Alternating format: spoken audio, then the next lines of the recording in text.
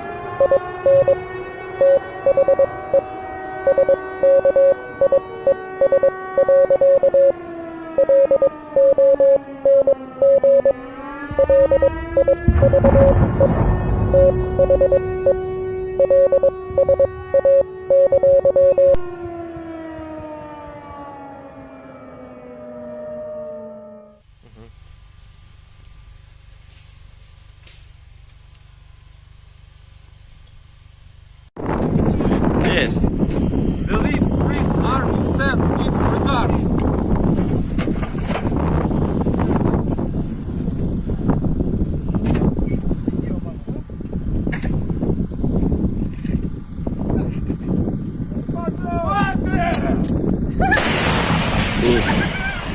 Русский военный корабль. Предлагаю сложить оружие и сдаться. Русский военный корабль, иди нахуй.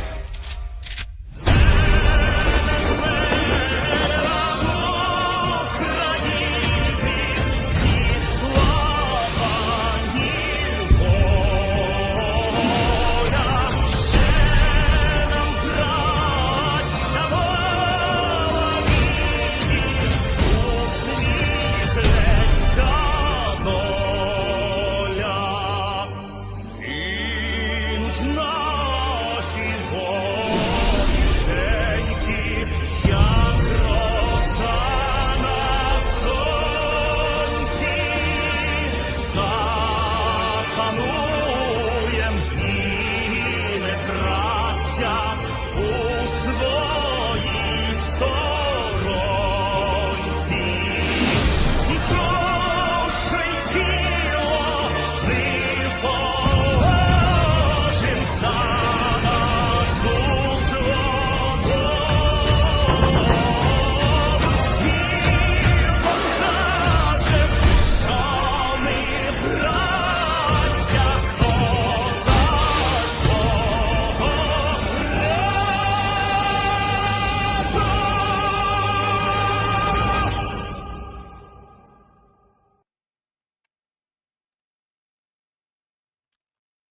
Hello, everyone. I'm the Enforcer, and I'm accompanied by Enforcer Matt.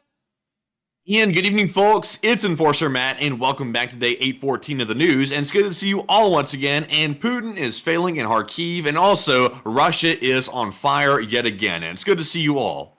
And of course, we're going to be covering the past 24 hours of the news of the war in Ukraine and the news of what has happened, because there is, usually we say that there is major news every single day. I cannot stress this enough as far as today is concerned. Today is the biggest day of news that we have gotten in months over the course of this war, and it is unbelievable, as Putin has come out today and has practically admitted defeat of Russian forces in the Kharkiv offensive. We have also heard that Ukraine conducted the largest drone attack seen by, I believe, the Ukrainian side only over the course of the war on the Russian Federation overnight, and has ended up causing massive damage, not just to port facilities inside of Novorossiysk, but also to major Russian facilities within the area of the Russian Don. Not only that, we have also heard other major critical information about what the Russians will mostly be expected to do here in the future, and also what has been going on in the area of Bakhmut and Avdiivka, which have been dwarfed by the heavy losses that Russian forces have been taking in Kharkiv, and not only that, the successful Ukrainian defensive that has now completely shaken the Russians' belief in winning the war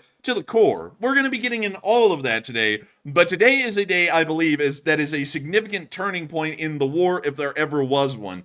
Today has shown that the Russians have no air defense left, and not only that, the Russian army is truly at rock bottom, and we're going to get into that right now. Moving on into probably the largest and breaking news of the day, the Ukrainian drone strike ended up being almost 100% successful. There were very few drones shot down, and I will put this out. The Russians have already claimed that 90 Ukrainian FPV drones or kamikaze drones were wiped out last night in the long-range strikes. From what we understand, based off of our information, very little of them, if any of them, have been shot down. We have gotten no video or picture confirmation of any Ukrainian drones being destroyed over Russian airspace, but if we were able to take a very liberal estimate at the Ukrainian drones that were destroyed, it most likely is somewhere in between 4 to 10 of the 80 to 150 drones fired overnight were shot down. Moving into the area of Novorossiysk, we were able to see a clip showing that as the day rose, Ukrainian FPV drones, or more so Ukrainian kamikaze drones, just kept flying in, like no one was stopping them, and they were just flying in these massive numbers, and here's one of the clips right here showing this. Короче, не кончается, уже больше 80 штук. This is north of Novorossiysk, and there is a Ukrainian drone right there. It's a Yudi long-range drone, just flying over. No one's doing anything to stop it. This guy's like narrating a sports episode. And he's like, here comes one of them, flies right over, here comes next one, blade. And there's another one. Number 2, right there. И вон следом еще один, 3 подряд. And he's saying in this clip, by the way, we don't have an exact translation, but the summary is that he's saying that drones have been flying over this facility like this all night, and no one's done anything to stop them. There's been no air defense active or anything, and we can see here as he's filming, they just keep coming in. There's the third one in this clip alone. 40 seconds, 3 drones in the same area. Короче, можно сказать, не работает от слова совсем. Это с 2 часов ночи такая херня. С 2:30 где-то началось. Our little narrator here rounds out the clip, and as he begins to round out this clip, all hell broke loose over the port of Novorossiysk. Anti-aircraft fire from really just guys with AKs was filling the skies with tracer rounds and many different kinds of different and beautiful colors. It looked like a fireworks show. Meanwhile, the real fireworks show was beginning to happen on the ground. Here's another clip showing the drones entering the city of Novorossiysk right here. We hear the sound of a drone flying in.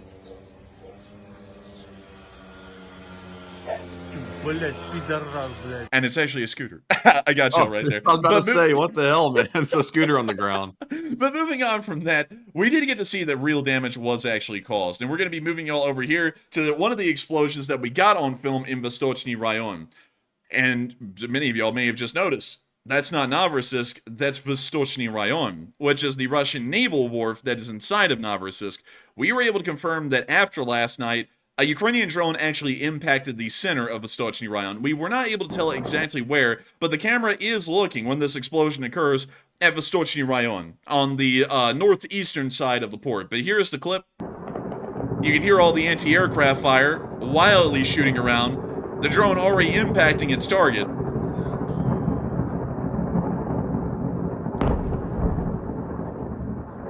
It's absolute chaos in Novorossiysk port.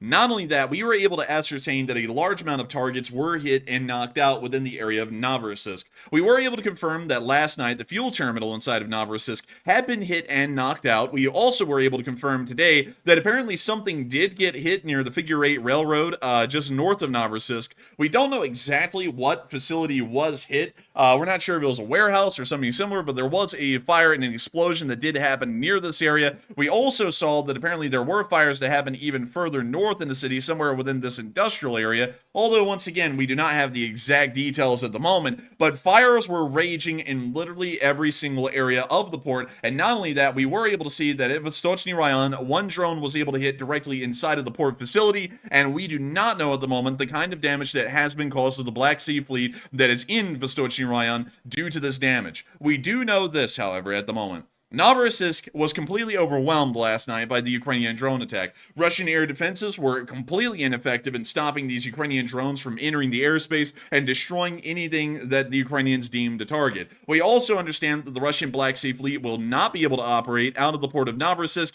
and also commercial traffic may not be able to pass into the port of Novorossiysk and back out due to the complete destruction of the fuel terminal seen here and the fuel silos that keep that fuel terminal operational and the attack from last night.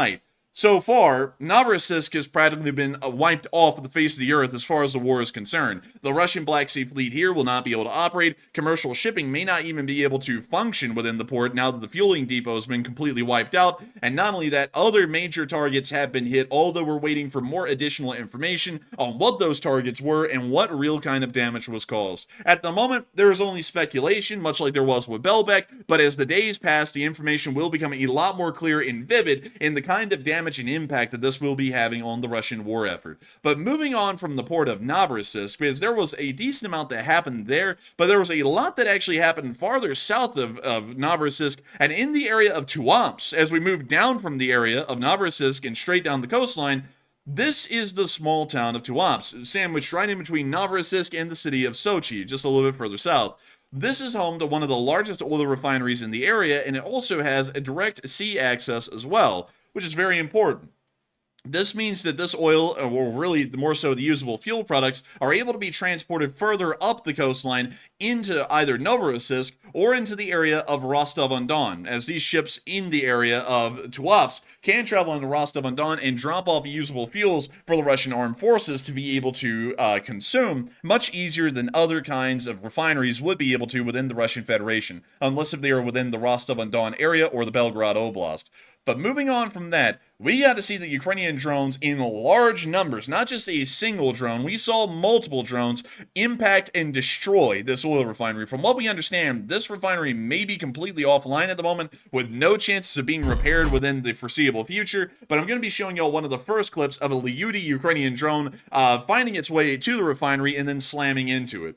We can see the Lyuty right here diving onto the refinery. We can already see that it's been hit, and it explodes once again in the exact same spot, furthering the damage and ensuring that the fire continues to rage out of control in Tuapse. That was a bad hit, too, because that oil refinery there in Tuapse, that accounted for about 3.5% of Russia's total refining capabilities, and that plant had to go into an emergency shutdown right after that hit. So that was a very potent one indeed. That is true, and the damage is unbelievable. It is insane, the kind of damage that was caused by these Ukrainian drone attacks on the Tuapse refinery. And not only that, we also got some additional footage right here of the drones hitting the refinery from another angle. And this angle doesn't really key us into much more, but it once again gives us another perspective of these Lyuty drones hitting the refinery. And here's that clip right here.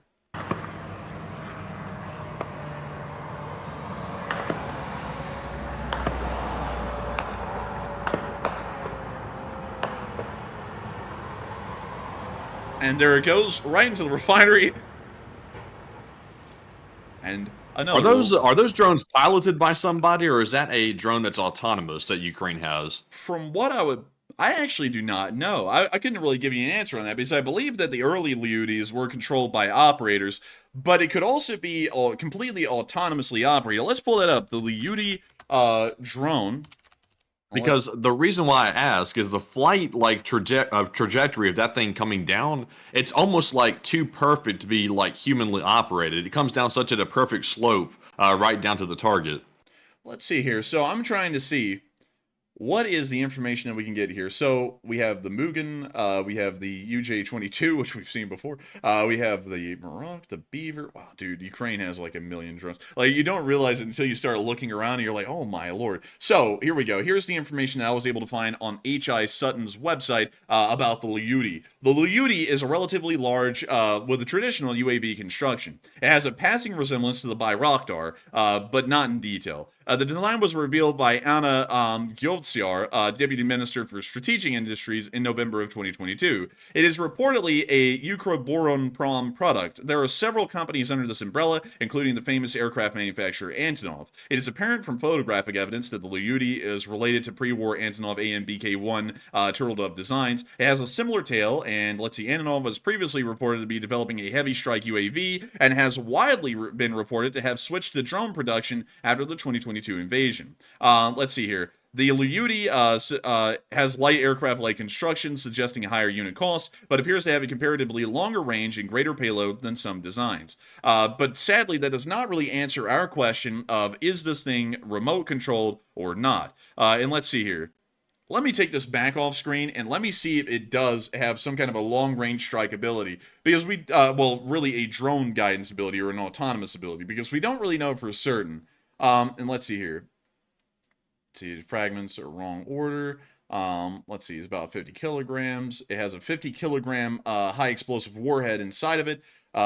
But there is no information out there at the moment as to whether this thing is autonomously piloted or whether it is actually a human operator. I would assume that it's most likely a human operator, considering that the type is from earlier on in the war in November of 2022, so it's most likely not automated like some newer drones are. But still, it is interesting to see that they all end up hitting the exact same locations on the Tuapse refinery, and also all flew in from the exact same path and also took the exact same angle to end up hitting the refinery and destroying it. And so with that, we do know that this is only just the beginning, and things did not get better for the Russians as the day went on. We got to see that apparently in Stavropol, an airport fire also broke out as well. We don't know what the fire is from, but we can see it burning right here in this clip. So, without further ado, here is the footage.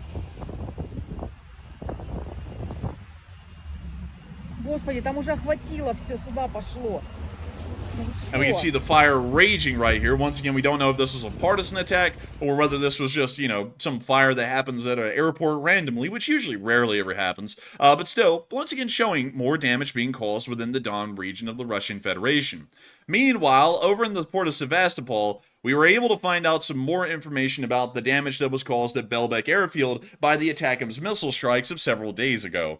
Many people will know that we already have the information that an S-400 battery was knocked out, 2 MiG-31s and an Su-34 were also destroyed at the airport, and now we have information that seems to be very jarring at best for the Russian Federation and their attempts to continue to use the Belbek Airfield. There is a fuel depot. I believe this is the fuel depot right here that we'll see in a second in the pictures, because I was trying to find it and I think this is the best one I can find, but a picture came out showing that all of the usable fuel silos at the Belbek Airfield, and that appears to be a pretty close approximate. Let me look around a little bit more and see if we can find something better, because it looks like it's close to the airfield's tarmac, and it might actually be this area, or it could be somewhere around here. I cannot really tell for certain because it's really hard to well, no. Right there. Here we go. There are the fuel silos.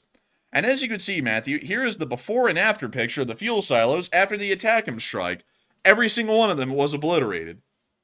Do you think they'll work anymore?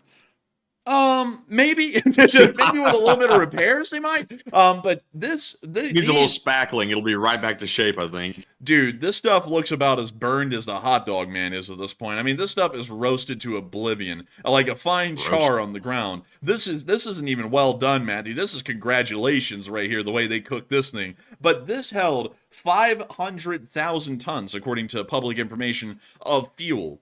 500,000 tons of fuel was destroyed in the Attackham's attack. Completely gone and no longer usable. And we also have to remember that this was all of the usable fuels, the aviation fuels that were held at Belbek Airfield. And that means not only did the Russian Federation lose a priceless S-400 air defense system, priceless MiG-31Ks, and an Su-34 fighter bomber, they also lost the ability to even function at the airfield because all of the fuel and the fuel silos have now been completely destroyed and leveled by the Ukrainian attacks of several days ago. This means that at the moment, until the Russians find a way to supply this airbase with usable fuel, the entire airbase and the air wings here are most likely out of action until that can be fixed. Or they're going to be moving all of these air wings out of the area and most likely into the Russian Federation until they can effect repairs at the airfield and make it usable again. And who knows when that will happen. But at the moment, we know that Ukrainian strikes are obliterating the Russian Federation. And it appears that it is really a war-ending realization that is coming around here, because the Ukrainian Ministry of Defense actually made a statement that the whole point that they were conducting these strikes was to hit strategic Russian infrastructure along the Black Sea coast, and also a secondary objective of trying to probe to find out how much Russian air defense is left. And they were able to find out today that there is none. Not a drop. There's nothing behind the lines that it would qualify as effective or practicable air defense. We do understand that the Russians do have a decent amount of Buk systems, Kubes, S-300s, and S-400s within the area of occupied Ukraine, and also a moderate number of those systems inside of Crimea, but it appears that once you cross the border from occupied Ukraine and into the area of the Russian Federation, air defense literally ceases to exist because there is not enough to be able to move around to cover the entirety of the, I guess you could say, operational zone with air defense. We were clearly able to see that because these drones, and I must remind everyone where these drones had to have flown in. They had to have flown in west of Krasnodar and east of the Kerch Strait.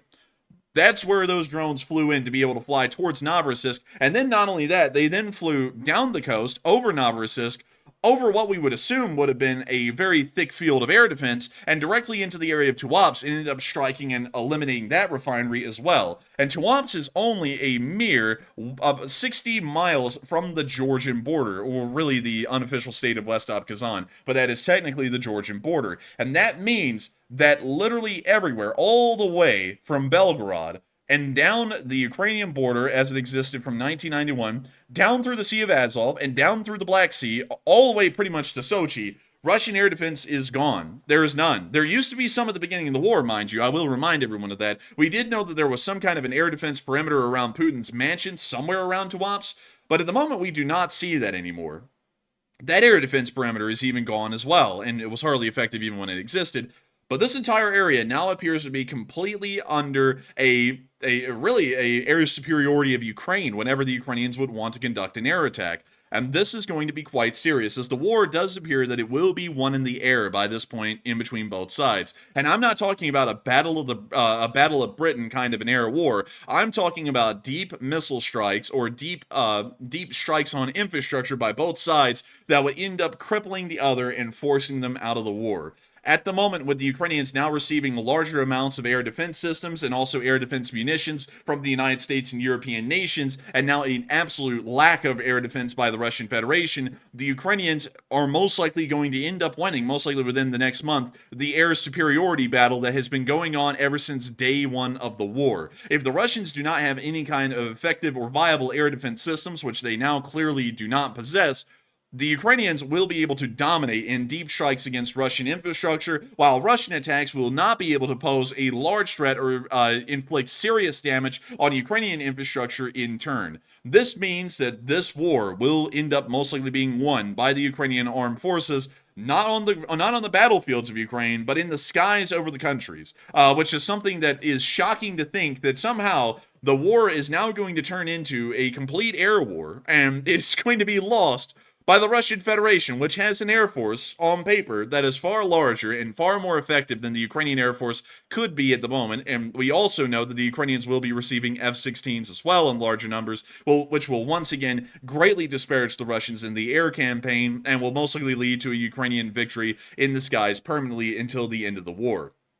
Moving on from this bombshell of a revelation that we can get today, there's, I see some people disagreeing with that in the chat, and it would take a little bit more to break it down. But if y'all would like, and let me know in the chat if y'all would like to get a more in-depth breakdown on why this is an important thing, we'll circle back to it in a minute and talk a little bit more about it. But before we move on, Russia has apparently started to taste the bitter, I guess you could say, senses of defeat.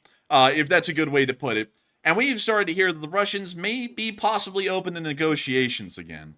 Peace talks with Ukraine. And Russia has said that it will negotiate with Ukraine to end the war, but it will not withdraw its troops. Now that sounds like that's a stupid statement and one that the Ukrainians will not accept. But I want to remind everyone of something that is so important to remember.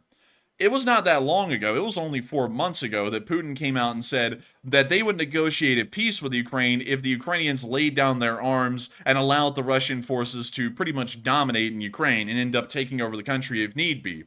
That statement has now been humbled over the course of 4 months to, we will actually negotiate a proper peace with Ukraine, but we're not going to be withdrawing our armed forces to begin the negotiations. That is showing me, if the Ukrainians hold on a little bit longer, the Russian agreement will be just let us out of the war and we'll give almost everything back and we'll just leave it at that. That may be what we're seeing in a couple of months. But many people have had a statement to make about what the Russians have brought forward to the table at this moment. Now, given that the Ukrainians are clearly showing that the Russians are an absolute joke, they're a bigger joke than Amy Schumer's comedy routine, and that's saying a lot. Oh, man. Damn. But stray. Man, I'm telling you, man, that I'm sorry, but Amy Schumer is catching strays today. But beyond that, a lot of people have been saying this. A lot of people have been talking about this little idea of what should happen to this peace negotiation. Some people are saying that it's a complete waste of time and the Ukrainians shouldn't even entertain it. Some people are saying that the Ukrainians should at least talk and see what the Russians bring to the table, considering that they really don't even have to do a lot this time to get to the negotiating table. And some other people are saying that it depends more on the negotiations and how they would turn out, or at least what the Russians would give as their preliminary offer. But people have been talking about this a lot, and I cannot believe that we have gotten full circle. I'm going to say this, y'all, before we even get into talking about what everyone's saying at the moment. This is a massive milestone here, because the Russians have gone from, for 2 years, saying that we will only negotiate if the Ukrainians lay down their arms and practically unconditionally surrender before the negotiations begin. That has been their stance since day one of the war, and we're now seeing that as of today, and after the blistering attack that has happened, and also the failure of a new Russian offensive in Kharkiv that is so bad that Putin pretty much came out today and admitted defeat of the forces in Kharkiv, we have seen that they're now going to soften up their approach where the Ukrainians do not have to unconditionally surrender. They just have to say that a prerequisite to getting to the negotiating table is that Russian forces will not withdraw, which is a massive change. It's almost a complete 180 from what they've been saying every other time. But Matthew, what have people been saying about that, and what are you thinking about it as well?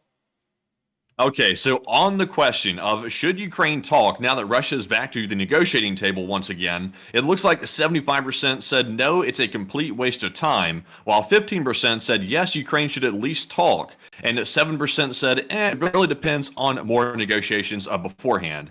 And on this one, honestly, I used to be of the mentality that Ukraine should always sit down and talk because there's really nothing to lose, and at the same time, they can get some intel. However, that was back before Ukraine got the new weapons package, and I was a little bit concerned that maybe it might come too late, and maybe Ukraine should go ahead and explore some options when it comes to possibly calling it off with the Russians. But now that they've received more weapons, and they're armed to the teeth, and more weapons are arriving every single day, I would say that since Russia is imposing such a stringent requirement that they will not withdraw their troops before talking, I would say don't talk. If Russia is still being stupid, then waste your time with it and keep fighting. Let Russia know that they're in the losing seat and just move on. But that's just me. But Enforcer, what say you? In my opinion, the Ukrainians should now not try and even listen to the Russians. They should sit on it. Because at the moment, and I'm going to make this very clear, the stance from the Russians has completely changed, and we did see that today in a marked way. The Russians, if I'm understanding correctly, Matthew, and I just want to make sure doubly that I'm getting this correct, the Russians did not demand for the Ukrainians to practically unconditionally surrender to get to the negotiating table today, if I'm correct. No, they basically said, we're going to leave our troops on the field fighting and killing each other while the Ukrainians leave their troops out there as well, but yet the ambassadors will go to the negotiating table and start to talk. But that's only after Russia's gotten a small taste of some failure here in Kharkiv. That's when they start bringing this up. It's kind of ironic. It's also really interesting to see that that comes right on the heels of also the major ATACMS missile attacks occurring in Crimea and the drone attacks occurring in the Don, that they're now starting to say something like this. And I want to make that quite clear, because I am seeing some people in the chat saying that they're still demanding an unconditional surrender before the negotiations. They're not. And this is also something I'd like to remind people about historically. The German government of Imperial Germany in World War I did the same thing. And they did that up until 1918. And then once the United States arrived in the war, and it was clear that the potential for the war to go against the Germans had shifted, and also on top of that, many uprisings like I believe it was the Spartacus uprising, had happened inside of Bavarian Germany, and that's also not related to the Spartacus uprising from the Roman Empire. That's a totally different thing. They're just called the same thing. But beyond that, they said, let's leave everyone fighting on the field. We'll leave the Imperial Germans doing Imperial German things, and we'll leave the Allies doing Allied things, and let's all go to the negotiating tables and just talk. And that was when the Germans finally decided to end the war, because they were really the last one that was still surviving at that point in World War I. That's when they finally agreed to the Treaty of Versailles and ended the war on the 11th of November of 1918. That was the exact same thing that the Imperial Germans of World War I did. And now we're seeing that the Russians have ended up being beaten so badly, they're now dropping the pretense of we need an unconditional surrender to even talk. Now they're actually going with the we just want to talk, please talk to us, I beg of you. And that is a completely different stance than we saw even 4 months ago. And you know something else, Matthew, that's interesting, is that 4 months ago, remember Putin made this very famous statement, and this is one that we didn't really cover on this channel because it was kind of politically charged at the moment, and it was a deliberate thing by Putin, but now we can cover it a little bit in hindsight. He said, why in the world are we going to negotiate with Ukraine when Ukraine is already getting killed in the Congress in the United States? Remember that? Yeah, I remember that. And I think now Russia realizes they don't have any upper hand anymore, and that's why they're all of a sudden back to negotiating once more. And that's exactly what's happened. Now that the United States is back to full-on supporting Ukraine, the leverage has shifted from the Russians, because it actually was more so Russian-leaning at that point. It looks like things could have maybe turned, and the Russians could have possibly ended up winning the war in some way, or at least ending in a stalemate. But now, with the United States and Europe full-on supporting Ukraine again, the tides have completely shifted indefinitely to being in Ukraine's favor. And now the Russians are saying, we might want to find a way out of this war, or this is going to end far more poorer than we ever thought it could. Because the Ukrainians are defeating one of the largest offensives that we've seen of its kind in the war so far in the Kharkiv Oblast with unbelievable results. It's truly a miracle that happened up there. And then we're also seeing that Russian air defense has been so greatly reduced that air attacks can happen anywhere in Russia at this point, and no one can stop them. And they can do whatever kind of damage they want to the Russians, and the Russians just have to sit there and take it. That's the kind of thing that is starting to make the Russians want to talk. And I would have to say, going off of all of that, they ought to sit on it. The Ukrainians ought to sit on it and not negotiate at the moment, because give it a couple of more months, the Russians are most likely going to be saying, let's talk again, just like they did now, but the terms are going to be incredibly favorable. We may even see that the Russians will give up all of their land holdings in Ukraine by that point, and it looks like the war, like we were saying, and I gotta say, I'm getting a nice warm feeling saying this, like we were saying on this channel, the war looks like it's going to end by the end of this year or the very early part of next year. It looks like that's becoming much more certain by this point, and not just a crystal ball prediction. But moving on. Now, you know something as well on the negotiations. If Russia was serious about coming to the table and actually solving the situation, Russia, being the aggressor, has to come to the table with some type of concession. Nothing huge or major, but they have to come there in good faith with some type of concession, like release some POWs, give back something, or some goodwill gesture to start the negotiations. They have not done that to any degree. And in fact, not only are they not doing goodwill gestures, they're also saying here, we're not even going to withdraw our troops, and we're simply going to go waste time while we kill each other. And that to me is not good faith. I think it's just Putin trying to, honestly, maybe even appease people like Xi Jinping, because he is in China right now. He's talking to Xi. And like some people mentioned in the chat, it could be that Xi is putting pressure on Putin to call the war off or slowly back out of it for whatever reason. That could be part of it as well. So there's many factors at play, but Russia's not coming to the table properly. So it's really just for looks. Oh, wait a minute, Matthew just hit me. This could be the craziest twist ever. He could be in China, and Xi Jinping just said, sorry, we can't jeopardize our trade relations with the United States, so we can't support you in really any major way at all. That's just off the table permanently. And then Putin went, that could be. Oh my God. He was like, we need to start negotiating an end to this thing because this is going to end poorly for us now permanently. There's no way to recover this. That could have been it as well. We don't know what Putin and Xi have said to each other because at the moment they're over there, and a lot of their talks are being kept confidential for the large part, and very little is being said about it. So that could also be something that came out where Putin literally got to his bodyguards with the radio and said, communicate back to the central government in Moscow. We need to start negotiating an end to the war because we just got told we're not getting support from the Chinese in any large way. That could also be the case as well, although I'm kind of on the fence about that because we don't really know what the official Chinese stance is. They're kind of neutral and kind of slightly Russian-leaning at the moment, so we don't know if they would do something that crazy. But we do know that the Chinese are in an economic pickle at the moment, and economic motivators are probably going to be guiding Chinese decision-making a lot on the higher levels, considering that right now we know that unemployment is incredibly rife in China. The last time it was reported, which I believe was in the middle of last year, unemployment in between the ages of 18 to 34 had reached a record, I think, 27 to 30%, and then the Chinese government stopped reporting the unemployment figures. We also know that there's a massive housing crisis in China as well, pretty much a housing market collapse, which is causing massive economic upheavals within China as well. And all of these things, and also really just on, also there's this thing called the lying flat movement in the People's Republic of China as well.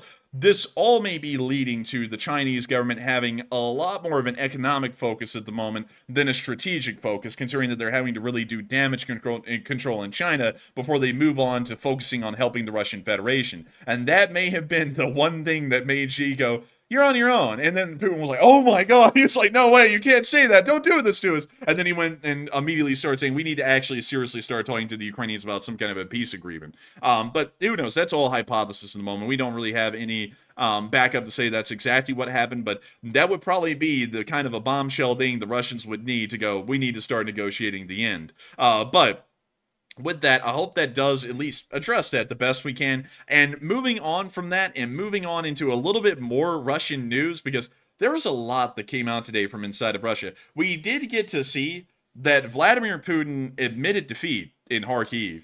And some people have said that we were kind of exaggerating this a little bit, and I'm gonna try and make sure that we address this as best as possible and explain why, in very creative words, Putin has admitted defeat today in this front. And it's going to require a little bit of a battlefield analysis, and it's also going to require a little bit of ambitions from the Russians to show that this is something that they were not intent on doing, is what Putin said today.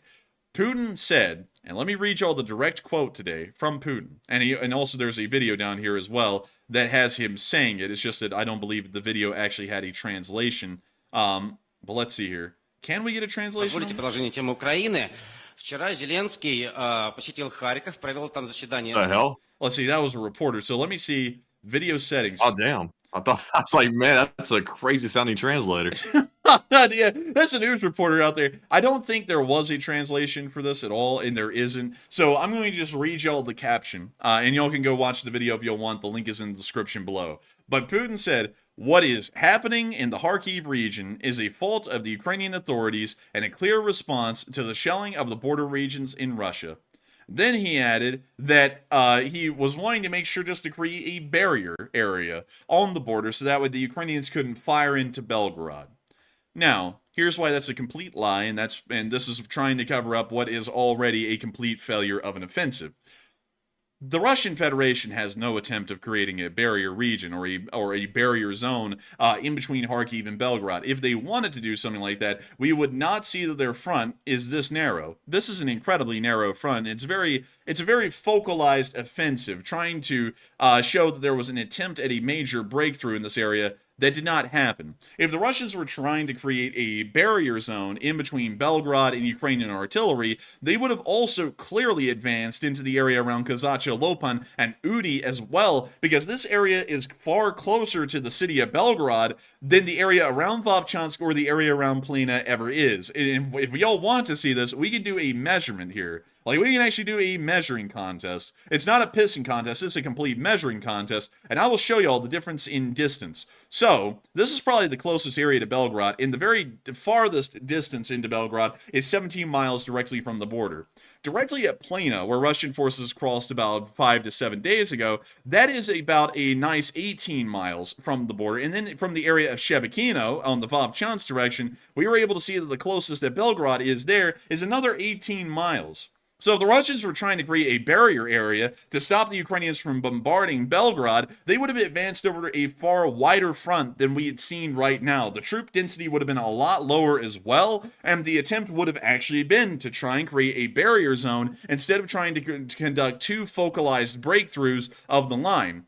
We did notice since the beginning it had incredibly poor planning, and that's something that we've noted on this channel since the very first day that Russian forces moved across the border in Kharkiv, and that appears to be entirely true once again, and that's why the offensive largely failed.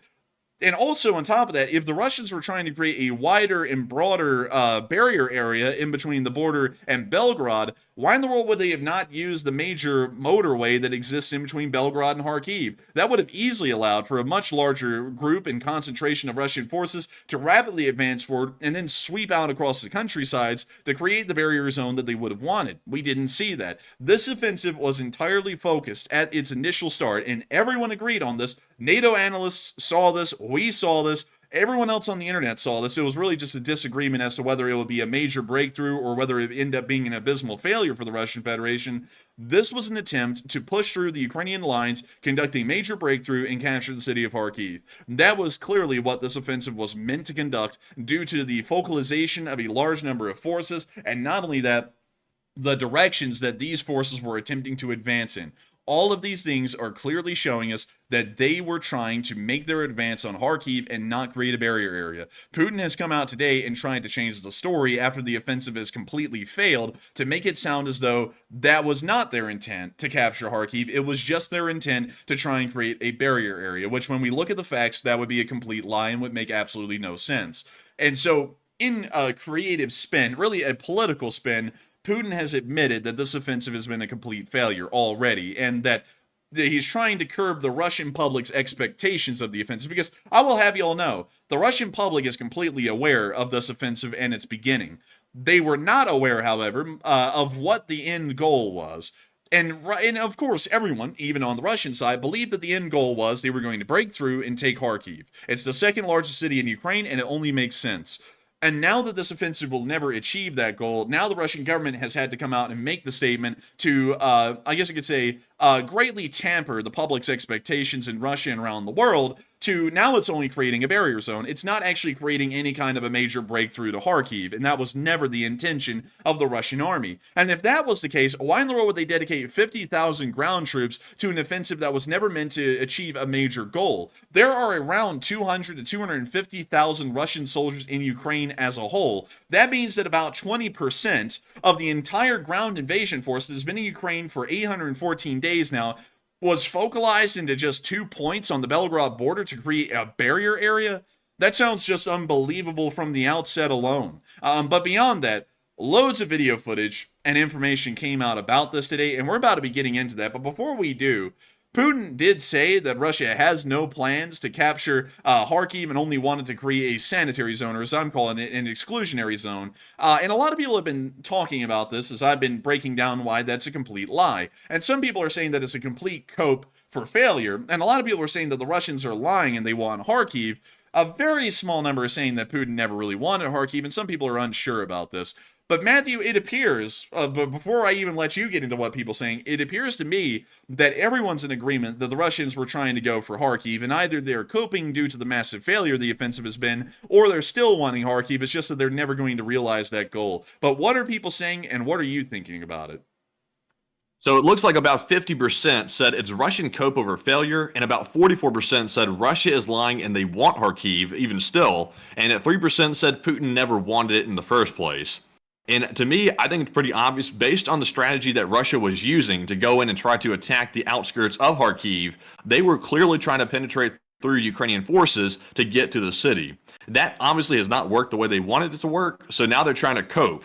They're trying to sell this to the Russian people that they simply never wanted Kharkiv, and they only wanted to create a sanitary zone, whatever the hell that means. But obviously, to me, that is cope. That's not the real case. But one thing, though, for the 43% that said Russia's lying, they still want Kharkiv, I did hear Zelensky say today that this could be merely the first wave of Russian soldiers, this 50,000 troops or so, that's actually going to attack Kharkiv and also other areas around Ukraine as well. So there is a possibility that Putin is simply lying, trying to throw off Ukraine. That's another option, but definitely it sounds like cope to me. But Enforcer, what say you? I would have to say this is completely cope, and also I'd have to say that Zelensky saying that there's more coming, you know, he may be privy to intelligence that we don't have, but I would have to be quite honest, that's a little bit of a far fetch to make, or a far stretch to make a statement like that, because we've seen that the Russians have dedicated almost all of their combat forces in Ukraine, which is about 250,000 combat troops, for the better part of 814 days. And we're now seeing that they were able to somehow pull another 50,000 out of thin air, and then dedicate that to an offensive in Kharkiv that's now failing. So where in the world are they going to be getting even more combat troops, especially considering that these in Kharkiv are being obliterated? From what we know, they're taking hundreds of losses just in these two minor focal points, and they're most likely going to wipe out this entire offensive within a month or two at this point, and they'll be completely replaced by fresh recruits. I don't think that the Russians will have any ability to conduct other offensives in other places. We have seen some probing attempts in the Sumy area, which we will get into in a minute. But at the same time, I'm highly doubting that there will be any major offensives of any other kind that move out of Kharkiv, because if they never have a successful offensive here, how in the world would they even have enough resources to conduct a completely other offensive elsewhere while this one is still going on? That would be really hard to do, because we can even see right now that it was incredibly hard for them to muster even subpar quality forces to conduct the offensive into the area of Kharkiv, and they're already suffering from critically low morale, terrible supply coordination or organization for large part, and also a pitifully organized chain of command, leading to complete failures of really the offensive objectives in this area at the moment. So going off that, I would find it incredibly hard for them to raise another force of, say, 30 to 50,000 and then conduct a completely other offensive while this one's going on, and also the 700-mile-long front line is still active in Ukraine. That would be really hard to do. I think the reason why Zelensky is saying that there may be more troops coming up behind this current troops that are in Kharkiv is because Budanov and also the Ukrainian intelligence still believes there's a humongous major Russian offensive coming sometime in June, which it still may happen. It's still a possibility. It seems to me, based on what we're hearing from the Western officials and intelligence, it sounds like it may not be as big as was expected, if anything. And this could be the start of the offensive right here. I heard one defense official say that today in the United States. So we could be seeing the start of it, or this could simply be maybe the first wave, like Zelensky's saying. But honestly, for me, I'm with the Enforcer. I think this right here could be maybe not something like that. I'm not really sure, to be honest with you. I was about to go either way, but after I think about it, I'm going to remain undecided. But I think Zelensky's going with the intel he's getting from Budanov. I would have to say, you know, the intel, I hate to say this, folks, but the intel from Budanov is kind of a hit and a miss, because Budanov did say that the Russians were going to blow up the nuclear power plant tomorrow last year. And I got to be honest with you all, I know it's really weird to hold a grudge for that long, but we leaned into that heavily on this channel because we had no reason to doubt Budanov's intelligence abilities and the agencies running at that point. But because of that, and considering that that never materialized or never even got close to really happening, it's really thrown a wrench into me believing a lot of what Budanov has to say. And considering that Budanov is saying that there's another major invasion force out there somewhere, I'm just finding that really hard to believe, because the Russians have not fully mobilized. They've only conducted one partial mobilization, And then on top of that, we're already seeing that this offensive in Kharkiv has run into major issues, which I just listed a moment ago. It would be so difficult. I mean, it would be impossible. I'm not even saying that just to say it, just to make it sound good. It would be next to impossible to raise a brand new fighting force, another one this size, 30 to 50,000 strong, and then send them into another area of the border to conduct another offensive while keeping this one going and keeping everything else going inside of the Ukrainian front lines in Luhansk, Donetsk, Zaporizhia, and Kherson. That would just be so difficult to do, and I just don't think that can happen. Now, if I'm wrong, I will be wrong, and I'll take that for what it is. But at the moment, I'm just seriously doubting the ability of the Russians to conduct a major offensive beyond this one. I would have to say that this is the major offensive, because what can get more major than 50,000 combat troops? I mean, the only other thing that's been more major than that was the 200 to 250,000 combat troops that started off the war. That's the only other offensive that has trumped this one in size. There's been no other. Well, I will say real quick, just to refute the point just a little bit. I recall that Russia had recruited or press ganged or something like that about 300,000 or so people recently into the military. So that could be why Ukraine's thinking that there's more coming, is because they're wondering if they're going to throw those troops off in the reserves or they're going to actually send them to the front line. But then again, though, like, even though Russia might start their quote-unquote major summer offensive, Russia still has to try to hold the areas that are currently being fought. They can't just go like straight into Kharkiv and send everything they've got there. So they still have to replace the losses in these other areas. So, I don't know. The new troops that they're raising and recruiting could be simply replacements for the meat grinder in other places along the front line. It may be, but at the moment, I've just got to be entirely honest. I'm not really believing the idea from Budanov that there's going to be another offensive that could happen beyond this. If there is, it's going to be on the current front lines. It's not going to be a new one diverting Ukrainian forces elsewhere, especially after the failure of this one here. I mean, there's no. I find it highly unlikely. I'm not going to say there's no way because it's really stupid to say something is completely impossible. But it'd be really tough. And I mean, it probably wouldn't succeed either, much like this one. But with that, I hope I was able to address that fairly well, at least in my opinion. And before we move on into all of the footage and information that we were able to get from this area today, and also the frontline analysis of how this offensive has turned out, I want to make sure that we were able to address a couple of questions from the chat. And so, Matthew, what do we got? All right, so our first question of the night goes to Ben Andrews, who put in a very generous $50 donation. And thank you very much, Ben, for that support. That is very generous, and thank you for supporting our work. Ben says, a rare chance to catch you live, and thanks for the service, and to take a question from the chat, please.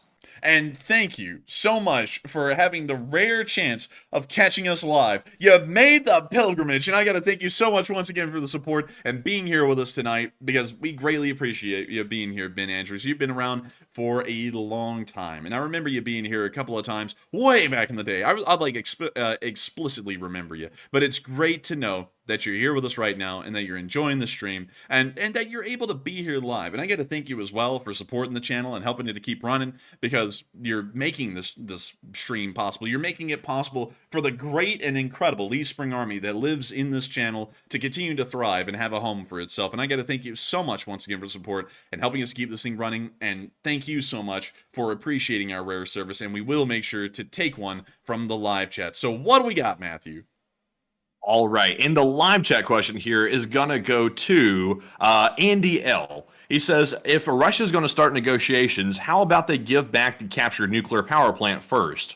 That would probably be something that they would not do as an act of goodwill. It's a little bit too major, and it really removes a big chip that they have on their table. So I would say they probably wouldn't do something like that, but that would be nice if they did, or at least if they did a gesture of goodwill and they didn't give it back to Ukraine, but they just created an international safe zone around Enerhodar and allowed neutral forces to come in, like, say, the United Nations, and end up securing the power plant or something along those lines. That would probably be a really good act. Think they're ever giving that up. Like they're never giving that up, is they got to use that as a nuclear pawn to try to basically threaten Ukraine, because they actually do have that in their pocket as an actual, basically a nuclear weapon sitting right in the middle of Ukraine, and they're not too far-fetched to actually use that as a real weapon. And I would certainly agree with you on that, Matthew. That's not out of the question at all, and I think that they probably would not give that back. That would be one of the things that they would not do as an act of goodwill, but I would have to say that is a good idea. I mean, that would be a real perfect world scenario right there if they were to give that back.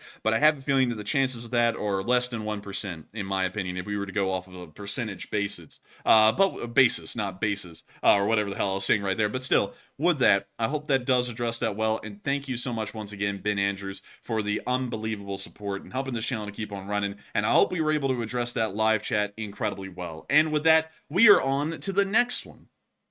All right, and our next one goes to Brad Wall, who throws in a $50 donation. And thank you, Brad, very much for your support as well from Australia. And he says, love your work, gents, and good day from Australia. And thank you so much for loving our work, Brad Wall. And good day to you all the way from Australia, the other side of the world. And I got to say, it's wonderful to know that we have so many Australian viewers again with us tonight. Like, I've seen a lot of y'all in the chat, and I love to know that the Australians are always repping the set. And also, Matthew, am I seeing that right? Is that Mount LSA City?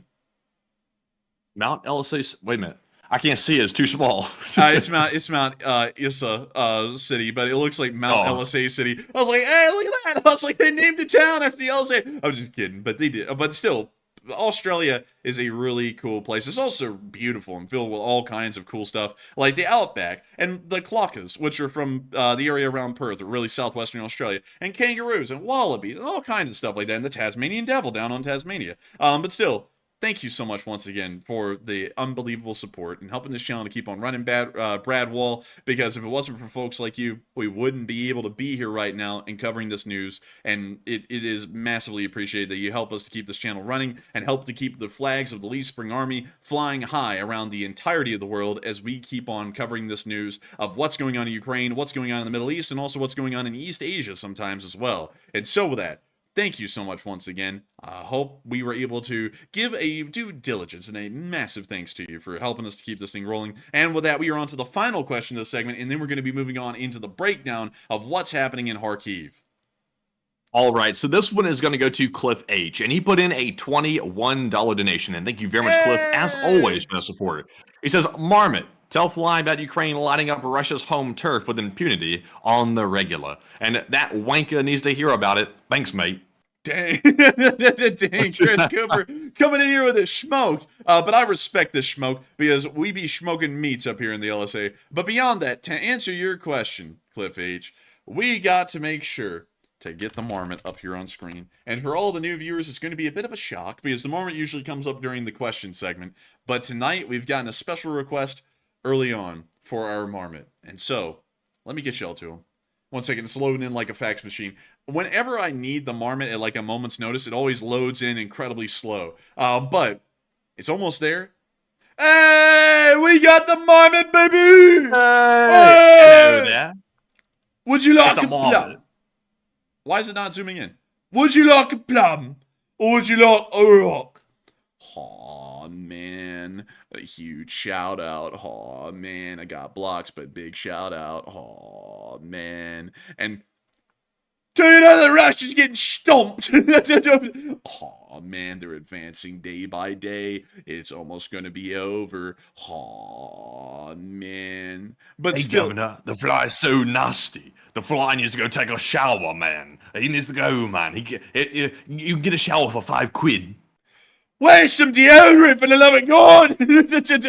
You stink to high heaven, Governor. But beyond that, thank you so much once again for support, Cliff H, and helping this channel to keep on running. It is folks like you who help to make this thing possible, help us to keep this thing running day and night. And I got to thank you so much once again for the massive, unbelievable support and helping this channel to keep running. And I hope that you enjoyed that we were able to shout out the Marmot and the Fly, a tradition of the Elite Spring Army. And so many people love the Marmot and the Fly. And it's great to know that we were able to bring it up in the middle of the stream right here. But still, thank you massively once again, Cliff H. And I hope we were able to address that the best we can. And also, one other thing that I would like to point out is that some people have been wondering who in the world is one of those YouTubers, because some people in the chat love to think that we just come up with things sometimes, because I said back in the day when the Kharkiv offensive just began that a lot of YouTubers were saying that it was over for Ukraine, and some people were wondering who in the world am I talking about. And I will tell y'all, one of them was Hot Dog Man. Hot Dog Man believed that the war was over and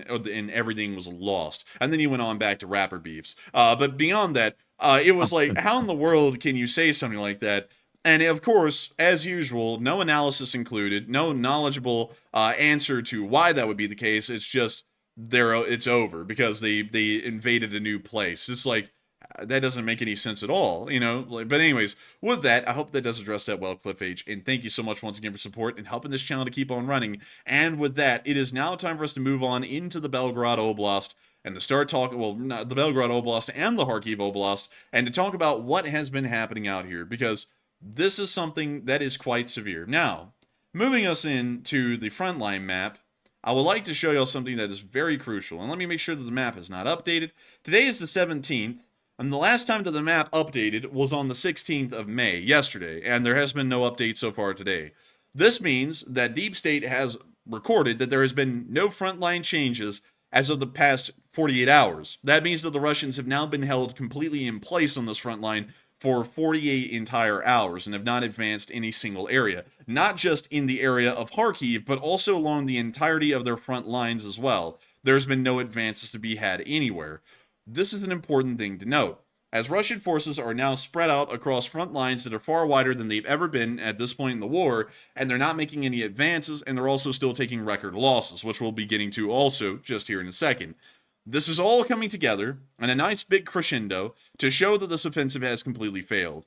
Because considering that it is such a young offensive, did so little, and it's already completely staggered and is now stagnant and not conducting any kind of action whatsoever, we now clearly see that this offensive will be going nowhere. And now it's time for me to show you all the whopping losses that have happened, and also the other kinds of things that have happened in the periphery around this front line.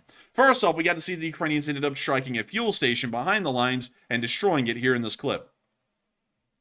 And we see the fires raging and billowing right there.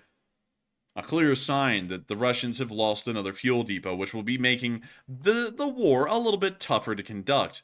Moving on from that and up into the Sumy area, we also got to see a small attempt at a probe that was conducted by some Russian armored vehicles near to the area of the Sumy border. This was completely defeated, however, and the clip should be right here. We're going to have to mute the Chad music, but we can see the Russians moving in some special equipment vehicles.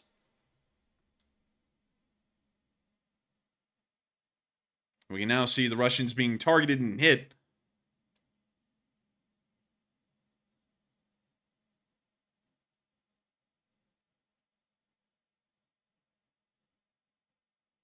I must admit, I like that, like tiger over there or whatever that is on that crest, that Ukrainian crest. That's pretty nice. It's almost like a Welsh like coat of arms. It kind of is, isn't it? It kind of is nice.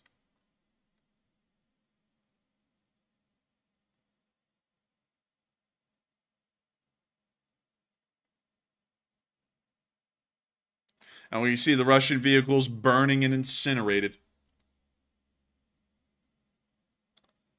Pretty much all vehicles that were involved in the small probe were destroyed. It appears to be 2 main battle tanks and an additional amount of support vehicles as well. But all of them have met the end.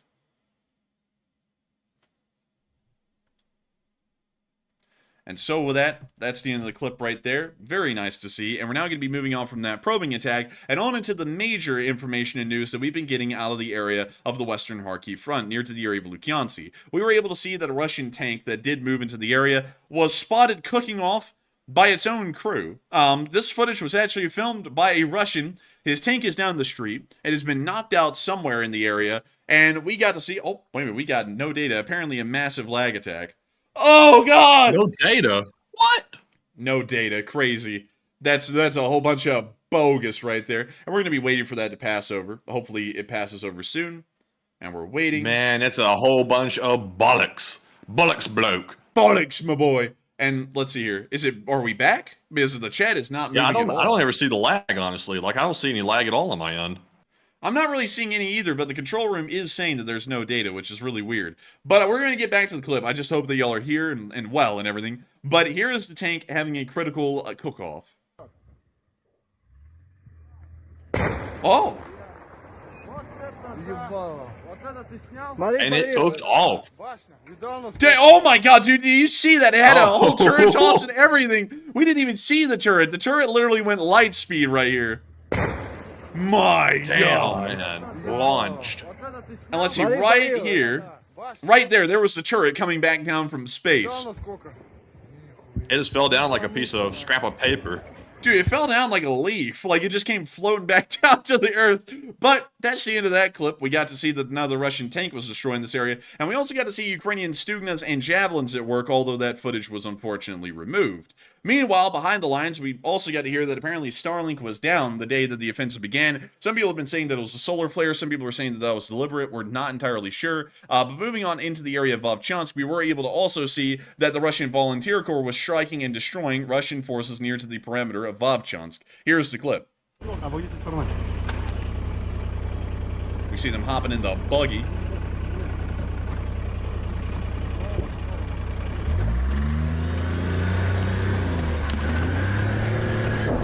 We now see them on the move.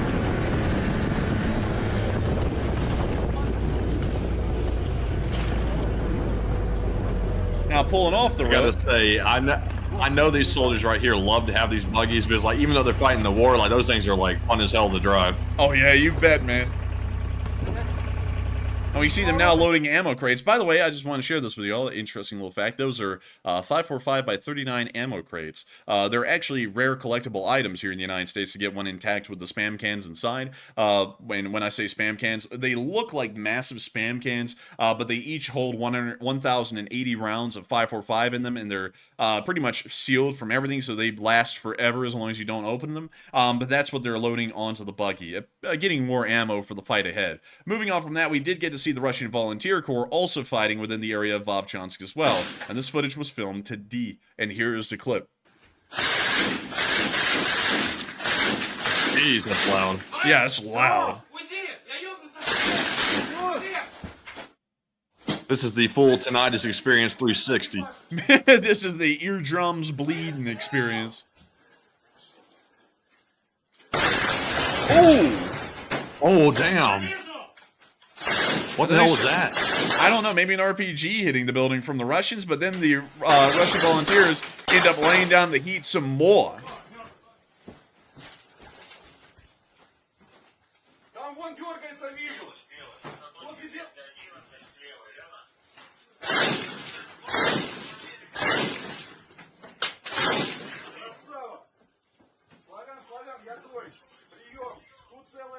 You see them continuing to lay down the fire. And that's the end of the clip, but still showing amazing work from the Russian Volunteer Corps and their efforts to continue to hold the area. Of course, as we did see, there was absolutely nothing that has changed on the front lines over the past 24 hours. Thank you, by the way. And we were able to see that, of course, no efforts really made to advance.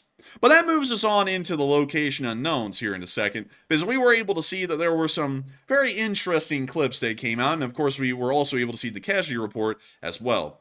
We were able to see a picture of a Leopard 2 A6 that was in training in the fields of Ukraine. This was part of the 21st Mechanized Brigade. Some really beautiful pictures, but not much more to add there. We also got to see a MiG-29 that was in a training session as well, with no weapons mounted to the pylons, but still really cool to see.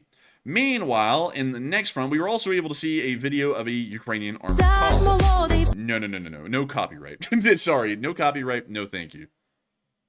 Also, by the way, a quick heads up, we're actually going to have to sadly change our intro and remove the Ukrainian anthem we have at the moment. That will be coming around probably by tomorrow for reasons. But we can see here that they're showing off the rest of this column made up of a myriad of vehicles, including Gaz-66s, which are quite rare and a little bit old. And so with that, that's the end of that clip, but still pretty neat to see. And now, it's the piece de la résistance. It's time to show you all the Russian casualty report over the past 24 hours.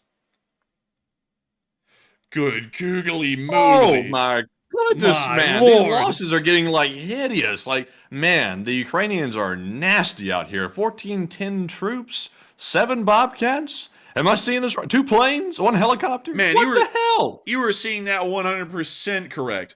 1,410 Russian soldiers were wounded and killed over the past 24 hours alone. 2 entire battalion tactical groups were removed from the front lines today by Ukrainian Force of Arms, which is really impressive. 14 armored personnel carriers were also destroyed, along with 56 supply trucks, 18 main battle tanks, 38 artillery pieces, 45 drones, 1 MLRS, 2 aircraft, which were also shot down, 2 anti-aircraft warfare systems, well actually those 2 aircraft were at Belbek, 2 anti-aircraft warfare systems, and 7 Bobcat skid steers.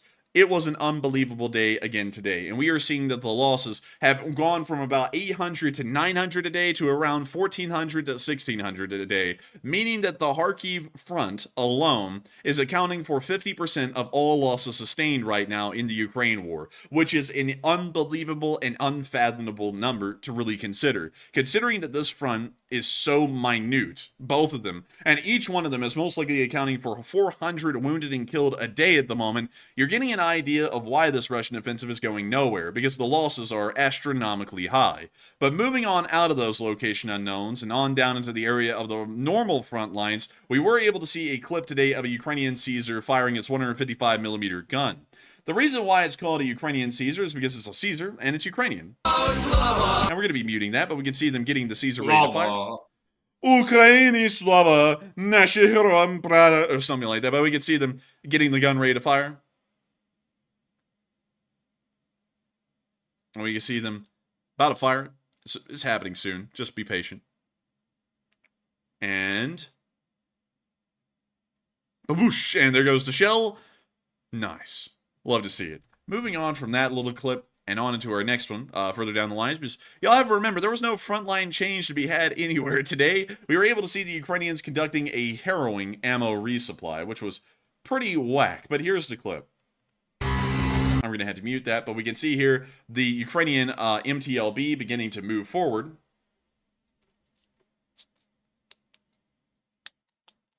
And man, I'm telling you what, Matthew, I don't know about you, but I'm starving to death right now. I'm actually doing all right tonight, and I tell you what, my appetite for Russian vehicles is growing, though. And look at that, Ukraine just had a big snack. Man, and when I said starving, I mean I'm hungry for Russian casualties. But we can see Russian casualties are mounting. But we can see this the little Ukrainian MTLB, the brave little thing, making its way down the line so that we can deliver this vital ammunition to the Ukrainian forces. Correction. We now see the MTLB continuing on its way through the area.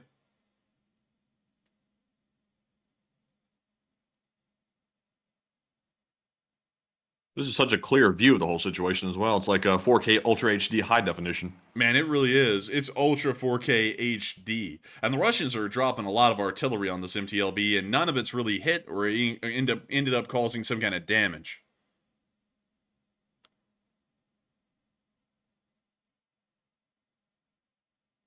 And with that, that's the end of the clip right there, but nice to see that they were able to make their way through and get the ammunition to the troops. Moving on from that and out of the area of Bakhmut, it's now time for us to get around to the area of Otrytine in Bakhmut. We were able to see that a Russian assault group here was destroyed by the 47th Brigade today, and this was a very interesting clip. So here it is.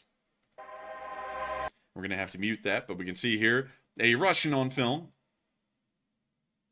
He doesn't want that smoke, but he's going to get it. How old is that guy? Like, was that I couldn't tell if he was like old or young. Like, that was weird. I was looking at the guy's face thinking that guy looks young, but at the same time he looks like super old. He's 17 and 40 at the same time. Yeah. But we see our fellow. Or aged, I guess. We see him wandering away. He's just kind of taking a casual walk out of there. And waving the drone on, he's like, no, just go away. It's okay. I'm not going to do anything. I swear. I promise you. It's like, dude, the drone's not asking you for a ride. It's like there to take you on a ride. Dude, honestly, that guy is like acting like the drone's a homeless person. He's like, sorry, I have no money. I don't carry cash. He's like, I'm sorry, dude. And we that dude wearing like loafers or something. Oh dear. Oh wow. Dude, he's like, please no, come on, I have no money. Please, just leave me alone. Dude's wearing sneakers and throwing gang signs out here. Man, he's throwing up that Krasnodar killers. that's the gang sign he's throwing up. But anyways, that's the end of the clip right there. But, of course, very odd. Meanwhile, in the next clip, we got to see the impact of a Baba Yaga on a Russian tank, which the end result is shocking. Doctors hate him. See how this Baba Yaga destroys Russian tanks with one simple trick. Друзья, вот что бывает с танком, когда прилетает Баба Яга. Ничего от него не осталось. Фух, а вон башня отлетела.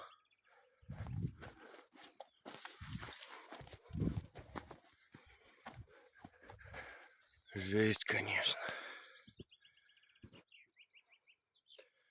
Ну ничего. And we see the turret right over there. It did have a turret tall. Sadly, we didn't get to see how high up it went. Прорвемся. But with that, that's the end of the clip. And nice to see that this Russian understands the power of the Baba Yaga. Moving on from that, this next clip is wild. So let's start the clip, and then I'll explain what y'all are about to see. So this is a large Russian platoon that is beginning to move down this tree line, and right here, situated in this tree line, is a M2 Browning 50 caliber machine gun that's pointed straight down this path. What's interesting is that the Russians did not realize that the M2 was there, and advanced directly onto the M2 at point-blank range, and the heavy machine gun outpost ended up wiping out the entire platoon. That's what y'all are about to see on film. Here's the clip. Here come the Russians. Of course, you can see them in a large group on both sides of the trees. The Browning 50 cal opens up and wipes out the entire platoon pretty much in the first swath. When you see this drone also continuing to knock out more Russian forces. And then we can see the 3rd Brigade now moving around with their drone forces and beginning to strike straggling Russian forces that were able to survive the 50 cal. That's why, in normal infantry tactics, there's usually some kind of a point man or a small recon group that moves forward to see what the main force is going to end up engaging. We didn't see that there, and it appears that the Russians ended up paying dearly for this oversight, but nevertheless showing that the 3rd Brigade is inflicting some very high casualties. Moving on from that and into our next clip, we were also able to see that an M2 Bradley was in the Magura unit, of course a typical thing, and we were able to see a nice picture of it today. But a lot of people have been saying, well really more so Zelensky's been saying that the Kharkiv offensive could merely be a first wave of attacks, and a lot of people have been asked, what do they think about that? And Matthew, what are people thinking about that, and what are you thinking about it as well? So 40% of the people believe, yes, a major Russian offensive is coming up soon. And it looks like about 28% said, no, a Russia's offensive is currently underway right now. And the 21% said, I need more intel on that. And on this one, I'm a little bit on the side of I need more intel on it, because this could be the start of the Russian offensive that we're seeing in Kharkiv, but at the same time, I have to sort of like lean towards Zelensky's way a little bit, because he is actually there in Ukraine, and I have to assume that he's getting good intelligence and not just someone's assumption, and that he knows something that we don't. So I would have to be with the 39%. I think that maybe a major Russian offensive is coming soon in the summer, but I don't think it's going to be anything that's going to crush Ukrainian forces, but it will be a tougher fight. But I'm still a little bit on the unsure side of this. But Enforcer, what say you? I would have a feeling that the Russian offensive is most likely going to fail in Kharkiv, and then they'll conduct a large summer offensive, because I just don't think they have the amount of reserves, manpower, and supplies available to keep all of this running that we're seeing today, and then also throw on another offensive on top of it. So I think they're going to have to do a little bit of a portioning of their resources, or this may have actually been the major offensive that was planned right here in Kharkiv that we're seeing right now, because it does kind of fall within the time window. It's in mid-May, kind of getting into late May, so it could have been the offensive that the Ukrainians thought was coming in June, but their information was a little off and it came earlier, and that was the major offensive. We don't really know for certain though, but I do want to keep in mind, folks, that major offensives that we've seen so far in Bakhmut and Avdiivka, Bakhmut was around a 30 to 40,000 strong offensive. Avdiivka was 40,000 strong. 40,000 combat troops were involved in that offensive at any given time.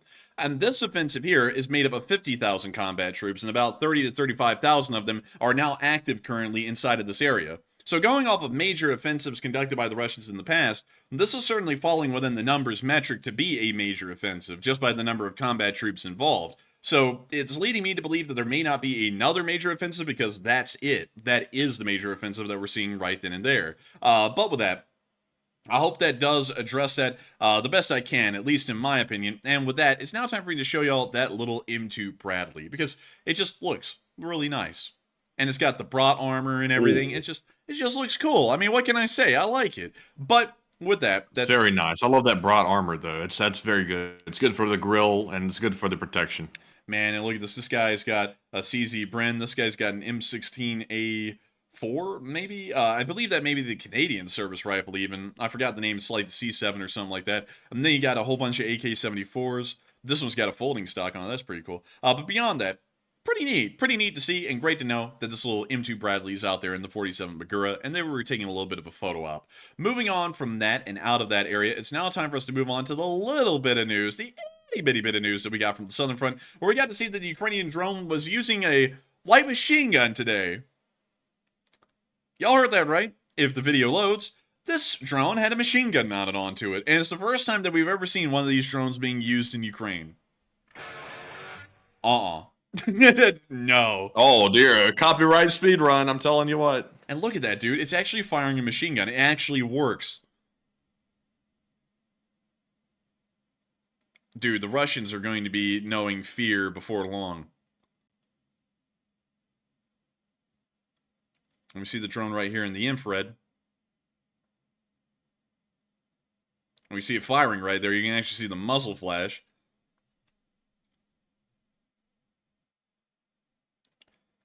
We see them firing on a Russian position. So this thing's actually being used in combat right here in this clip.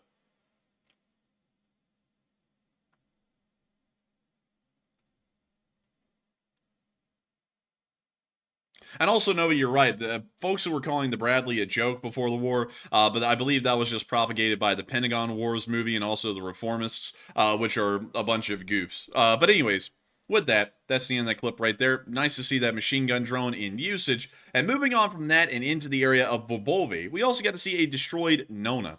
Because it's Nona Yo business. We can see the destroyed Nona turret right there. We can also see the wrecked hull there as well. We can see this and that. And a little bit of this, and a little bit of that. Overall, another destroyed Nona, which is great to see because there's not really a lot of Nonas out there. But moving on out of the southern front, which was almost completely inactive today, and into the area of Kherson, we also got to see the 1129th using a storm, the Star Streak, about to be fired here in a second from the Stormer. There goes the Star Streak, and it's on its way towards the target, and I believe it ends up hitting the target and destroying it right there. And and there goes the target.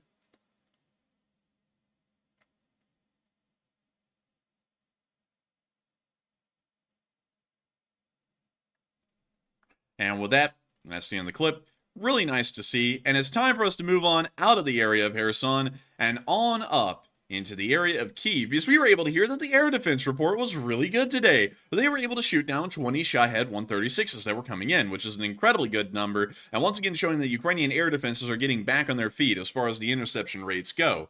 And now, with that, without further ado, it's time for us to get on to inside of the capital of Kyiv to get to the speech from President Volodymyr Zelensky here on day 814 of the war. And so, without further ado, without further ado,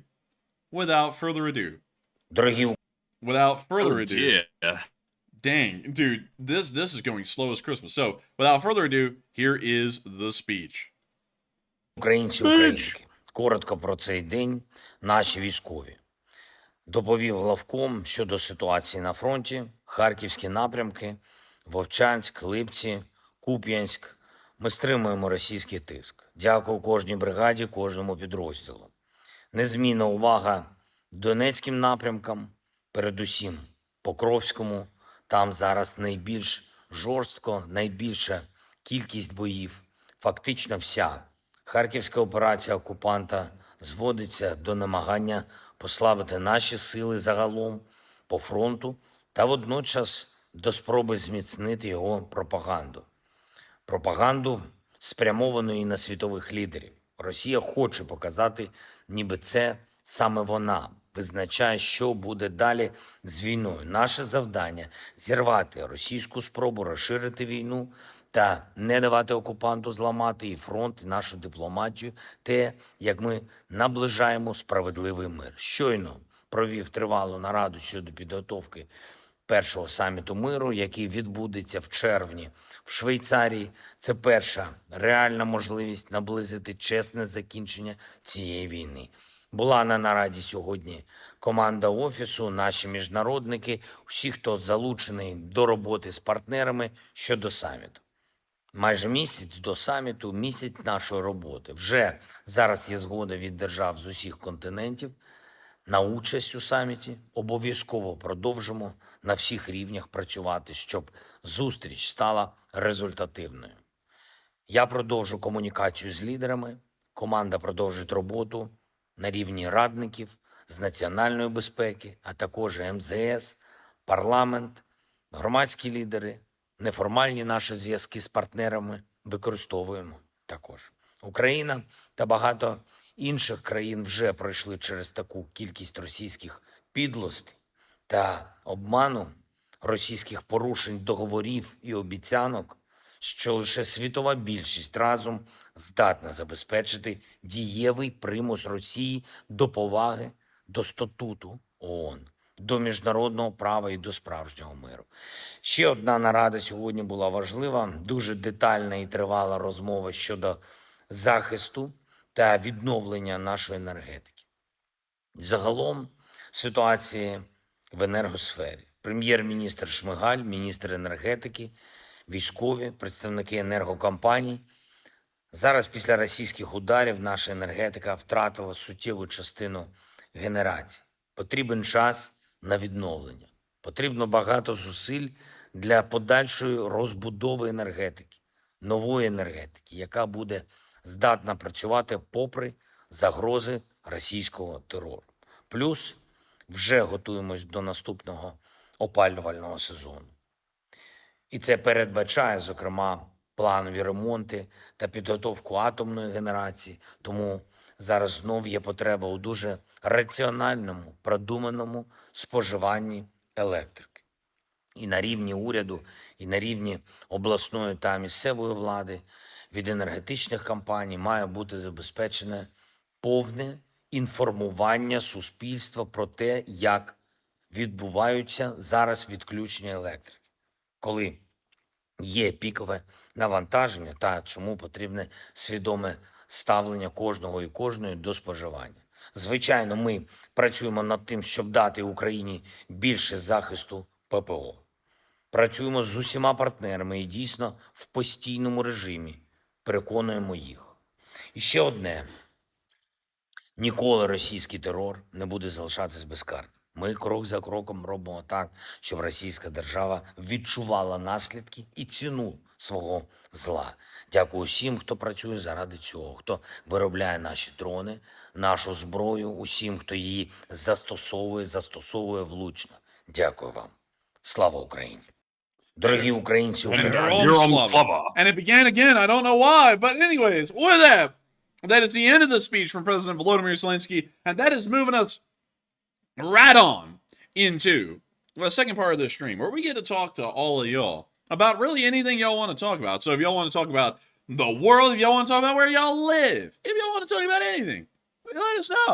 Put it in the chat. Ask us questions about the war, even. I mean, like, you know, anything's on the table. And we will try our best to address it or answer it, no matter what it is. But still, with that, Matthew, I understand that you've asked the folks, the kind folks in the Lee Spring Army, another question, and they've had some very interesting comments to it. And so what do we got? All right, so we've asked a very popular question. It says, do you think the Kerch Bridge will still be destroyed by Ukraine, or has Ukraine's focus shifted elsewhere? 82% said Ukraine will still destroy the Kerch, and 29% said Ukraine's focus has shifted to refineries, and 4% said, nah, Kerch is no longer a military target. And honestly, though, for the 4%, I could see an argument for that because it seems like the Kerch is no longer being used by the Russians to transport military aid and equipment over into Crimea or out of Crimea. So that is an argument. However, there are a few trucks here and there going across the bridge, so that's also a good argument for, you know, kind of like nudging the bridge right over off the side into the water. In my opinion, though, I think Ukraine's focus has shifted to refineries in all seriousness. And Ukraine may come back to strike the Kerch because that's just a symbolic target to destroy for basically Ukrainian morale. But I don't think that's going to be a priority target for right now. But Enforcer, what say you? I would have to say I think that it will most likely be destroyed at some point in the future. Not because of its of it being a target of war or a vital part of Russia's war effort. It's most likely just going to be destroyed because it's a symbol of Russia's control or attempted control over Crimea.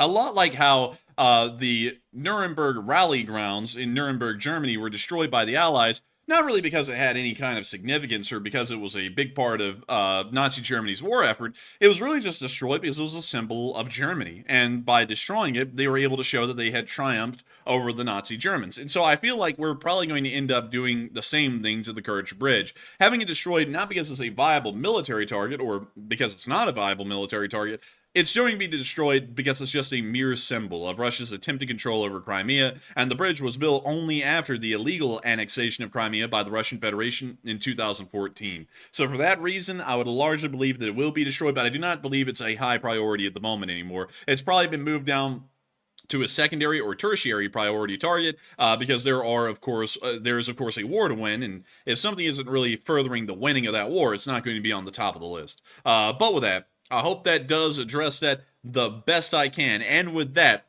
it is now time for us to move on into the actual questions. And so, Matthew, what do we got? All right, so first up, while I actually copy and paste something there, which went horribly wrong, so I'll fix that in a minute. The first one here goes to 655, who puts in a $50 donation. Massive support from 655, and thank you very much for your 20th ever super chat on the live stream. He says, thank you guys, and take a live chat question. And thank you so much, 655, for your 20th super chat ever. That is a lot of super chats, and I got to thank you massively for helping this channel to keep on running and supporting this thing so that way we can keep it rolling, because if it wasn't for folks like you, we wouldn't be able to be here right now. So thank you so much for helping us to be able to be here so that way you can thank us, because like folks in the super chats, especially like you 655, are always like, thank you so much for running the show. But really, it's more so thanks to y'all. Like, the entire thing only gets to run thanks to folks who support the channel, because I could be on here every single day and every single night and run this thing. And if I could run this thing without super chat support, without any support for that matter, I would. But there are bills to pay, lights to keep on, and a whole bunch of other things going on in the background. So the only thing that makes it possible for us to do this as our job instead of anything else is support from viewers like you, 655. And I got to thank you so much once again for being one of those people who appreciate this channel enough to help us to be able to keep it on air and keep it running, because that kind of effort is appreciated by so many people. There are 6,300 people here right now who are hearing me read your super chat off on air, and those people are greatly appreciative to you, because if it wasn't for you, they wouldn't have a show to be on right now watching. And the 38,000 people who've already watched the stream so far, they're incredibly grateful too, because all of them, every single one of them who's watched from the beginning to now, about 38,000 of them, they wouldn't have had the show to watch either unless it was for your support. And so I thank you greatly so much once again, 655, for helping this channel to keep on running and helping it to keep going, because you're the one that folks ought to be thanking, because you're helping us to make this a reality. But we will make sure to get a live chat question. And Matthew, what do we got? All right, in the live chat question here is going to go to Laser Beams, who says, do you think we'll know the day the F-16s arrive, or do you think they will just start using them for surprise attacks before it's even known? They will use them for surprise attacks before it's even known, because while F-16 transport may be a little bit difficult to really mask incredibly well, there are ways to do it, and I believe that we'll probably see that they try and mask the entry of the F-16s in the Ukraine, or they're not going to mention it, and then we just see someone filming an F-16 fuselage on the back of a lowboy crossing the Ukrainian border. That'll be one of the two ways that we see it, but I have a feeling that there's going to be no official statements made about when they actually arrive. They're just going to show up, and then everyone's going to know they're there when they see them getting used. And so with that, I hope that does address that the best I can, and thank you so much once again for the support and helping this channel to keep on running once again, 655, because if it wasn't for folks like you, we wouldn't be able to be here. Like I said that a million times, but I got to thank you so much once again for the support. And with that, we are on to the next one. And the next one is going to go to Sergeant Carnage, and he is still causing carnage out here, and he's putting in a $20 donation, and thank you very much, good sir, for that support. He says, simply, question from the chat. And simply, question from the chat. That's like simply apple or simply orange juice. It's like simply question from the chat. It's just raw question from the chat. And Matthew, can you get us that freshly squeezed, completely natural, no preservatives question from the chat in honor of Sergeant Carnage? So we have a question here which is 100% kosher, and it's from Keith Rule. And he says, what do the Russians have protecting the Kerch Bridge? I think they've got some smoke screens. They got some smoke machines out there. That's a juicy defense. Also, they got a couple of boats. Like the boats are going to stop anything. And I don't think they have any air defense around it. But Enforcer, what say you? Well, I think they do have air defense. I just don't know what kind it is. We do know that there is air defense. We're believing that it may be an S-400 battery or a Cube battery, but it's some kind of a surface-to-air missile battery. We also know that there's some kind of anti-air gun batteries, so there may be a Tunguska or a Shilka or Shilkas, plural, in the area. We also know that they protected the Kerch Bridge with a large amount of anti-drone nets in the water. They also have smoke screens set up down its entire length, and they also have these large, really caissons or flotillas, really concrete barges that they have sunk in place out there to also try and keep the drone nets in place where they are. So from what we understand across the board, this entire area is well defended, but it's not really stopped the Ukrainians in the past. I mean, the Ukrainians have obliterated the bridge twice now, so a third time wouldn't be that out of the question. But the defenses around the Kerch Bridge are a lot higher than you would believe, especially considering that ports like Novorossiysk and Sevastopol are practically undefended. The Kerch Bridge actually has a substantial amount of defenses around it when compared to anything else inside of Russia's hands or Russia's control. And so with that, I hope that does address... Oh, that's right. Andy L said they also sunk barges around the bridge. That was another thing they did also. Oh, yeah, I was just speaking about that. I called those the caissons or the concrete barges. Yeah, I just said that, man. I just said that. The concrete. When he said concrete barges, I was like, I thought he meant like they dumped concrete over the side of the barge or something. They actually like sunk the barge. Yeah, they're these like huge like concrete floating barge things. You can use them you know, like in say war to create a artificial harbor like really quickly, but they used them to sink around the Crimean Bridge so that way they could hold the drone nets in place. Indeed, they did. Very, very ingenuitive and very high tech, by the way. The Russians are always innovating. Man, always top of the line. I'm telling you that. But with that, I hope that does address that live chat well, and thank you so much once again, Sergeant Carnage, for supporting and sponsoring that live chat, and thank you for helping this channel to keep on running. And with that, we are on to the next one. All right. And also, by the way, I see something that I want to address real quick in the live chat. People are talking about the F-16s coming to Ukraine. There is a very vehement crowd out there that is insistent upon F-16s not being game changers for Ukraine. And there's also the crowd that's very excited for it, and they think it's going to change the entire war. I got to say, I'm somewhere in the middle on that, because the F-16s are going to be a game changer, in my opinion. They're not going to be the end-all for Ukraine to win the war, but they're definitely going to make a big difference. And I don't understand the argument to say they're irrelevant, because they're definitely not, or otherwise Russia wouldn't be freaking out so bad and calling it a nuclear threat and threatening to blow up Ukraine with a nuclear missile. So that alone tells you there's something to it. But Enforcer, what do you say? I would have to say that the F-16 is going to be a game changer. People don't get this, though. Like, game changer doesn't mean that it wins the war. It just means that it massively changes the battlefield situation. There have been a lot of game changers in the war, and this is one thing that I find that's so stupid and arrogant. Nothing is a game changer. Yes, there are things that are game changers in war. Like, the HIMARS was a game changer when it was introduced. The M777 was as well. Let's see, what else has been a game changer? The ATACMS is a game changer. The F-16 is a game changer, because it changes the way the game of war is played. With the ATACMS, you're able to strike way far behind the lines and a lot cheaper than you ever would have in the past. So you're able to do it a lot more often. That is changing the way the game's played. Because in real life, the war is more of a game. And that sounds really weird, but that's really what everything kind of ends up being in life, is kind of a game. Although the stakes are really different, because there are hundreds of thousands, if not millions of lives at stake in this game, meaning that it's probably one of the more morbid ones out there, but nevertheless, it is a game to be played, and both sides have a set of pieces and a set of things that they can do when playing this game. And anything that gets introduced into Ukraine that changes the way that they play that game is game-changing. That's literally what the definition of game-changing is. Long-range drones are game-changers. Long-range missiles are game-changers.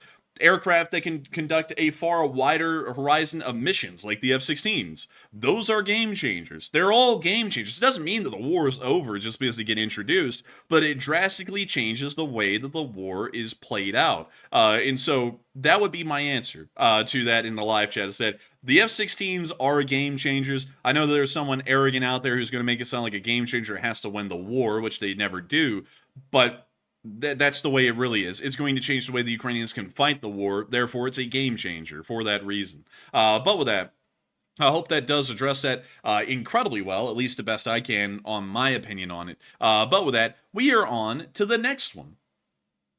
All right, and our next super chat is going to go to none other than the legend, Trister1, who's back in the chat once again, and he puts in a $20 donation. And thank you very much, Trister, for that support. He says, to the Corgi Fund, and my goats have missed your goat sounds, Matt. And I tell you what, Trista, I haven't done the goat sounds in a long time because Duncan VR is the one that throws that in, and I haven't seen one in a minute. But we missed Duncan's goat noises, put in the live chat, by the way. And also, I didn't know you had goats either. That's actually pretty cool. And we will put that toward the Corgi Fund and let them have a nice snack. But Enforcer, what say you? And I gotta thank you so much for the support, Trista1. And I hate to hear that the goat noises have missed. And it's not my goat noises, it's just Matthew's goat noises. And I hate to hear it, Trista1, but I still thank you greatly for the support. I thank you for being here with us tonight and supporting the channel to help it to keep on running, because it is through the entirety of the LSA, helping in any way they can by hitting the like button or supporting the channel like you are tonight in the super chat, that helps this thing to keep on running, and I greatly appreciate that. And thank you so much for once again helping this channel to keep on rolling. And so with that, I hope that does address that well. Thank you so much once again. And with that, we are on to the next one. And our next one goes to ZyperSniper1, yet another channel legend, who puts in a 20 as well. And thank you very much. He says, a coffee fund for the Enforcer and Enforcer Matt, and sorry for being gone for so long. I haven't had it the best, or excuse me, he says, I haven't had it the best, inner demons, he says. So I end up getting a tattoo yesterday, and he says, fight demons, to remind me to keep fighting. And I thank you for the support, and I hate to hear that you've been dealing with that in the background, because it's always tough to deal with internal issues. You know, sometimes it's inflicted on you by other folks in the world. Sometimes it's the thing that you do on your own. But still, beyond that, I would have to say, ZyperSniper, I completely understand what you're going through. I don't really have a lot of inner demons, you know, if you want to view it at that. I view them as vices or things that, you know, you want to improve on. But beyond that, you know, sometimes you end up dealing with things out in the world at large that end up kind of aggravating. You know, like people who, you know, for some reason or another, who knows, they end up being kind of rude or mean or something, you know, and you kind of have to deal with it and end up justifying it or leveling with it as best you can. And that's something that always affects everyone. I mean, you know, I think everyone always has something going on in the background in one way or another, but I completely understand what you're going through, because Matthew can tell you I'm kind of going through something similar a little bit right now, although it doesn't sound as severe as what you're going through. But still, I thank you so much once again, ZyperSniper, for keeping up the good fight, not only on this channel in support of the Western world, but also the good fight for yourself and for your future well-being. And I hope you win that fight. The whole LSA will be behind you, and I thank you so much once again for being one of our Norwegian viewers, ZyperSniper, and of course, joining us around the world, on the other side of the world, at this time of day over there, because it's like 4 or 5 in the morning right now, I think, in Norway, but we are still amazingly happy and very blessed, actually, to have all of our European viewers here with us each and every day. And so with that, thank you so much once again. Do you know what they call it when you have too many vices? Do you know what they call that? What do they call it? They call it Vice News. Oh! Oh no!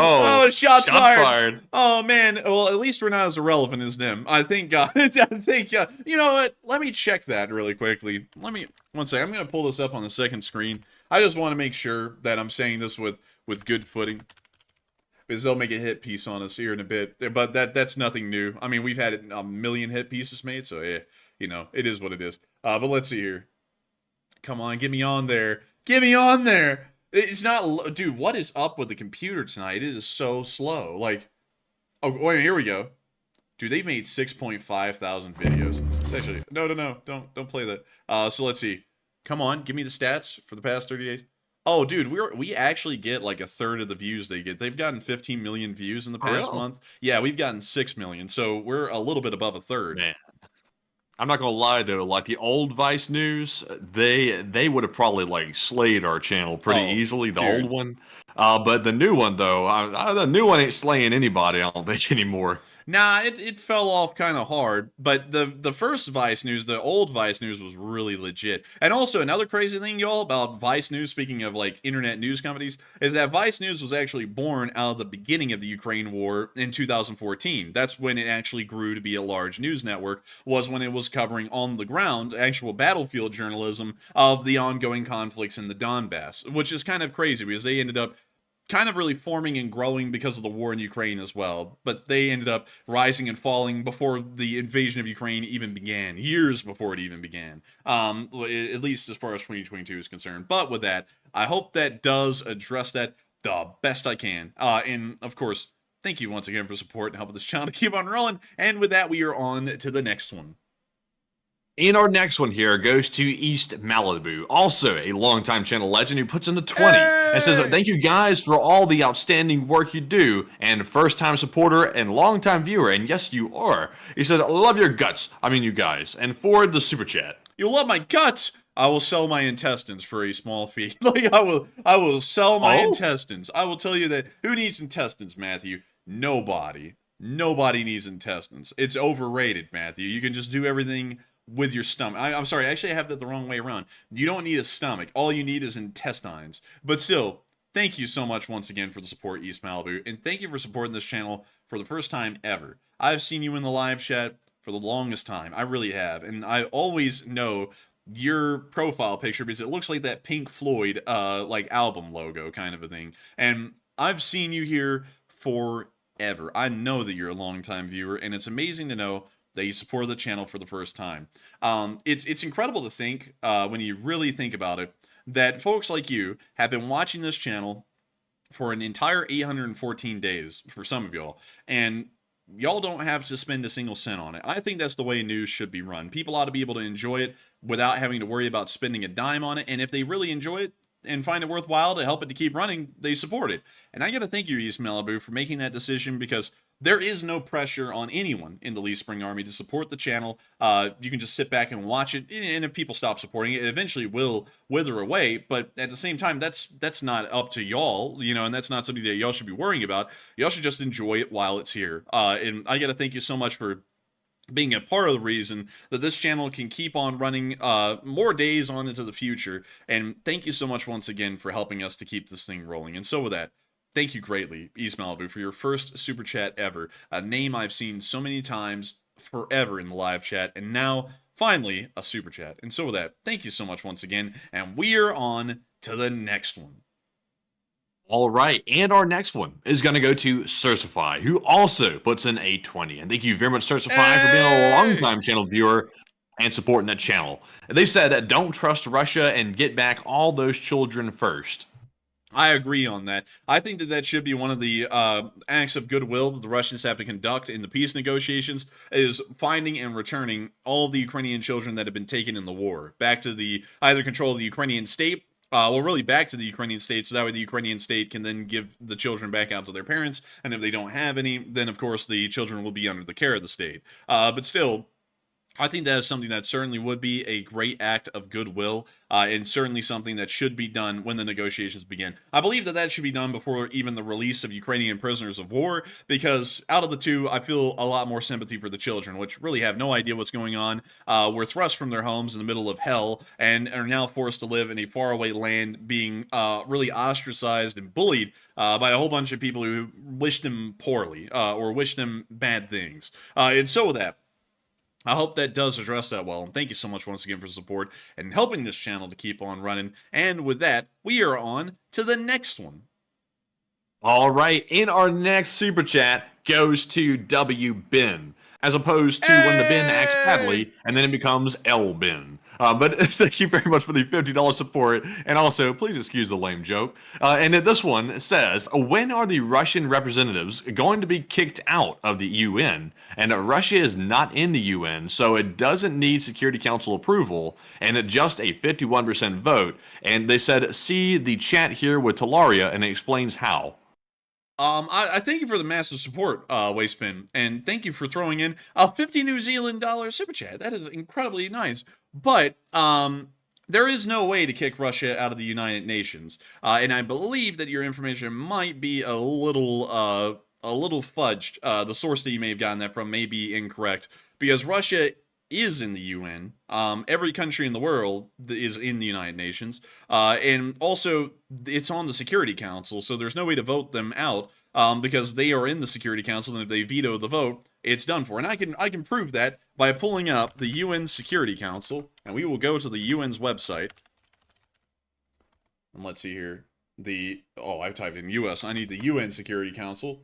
So, welcome to the United Nations. It's time for us to go to the Security Council. And let's see here.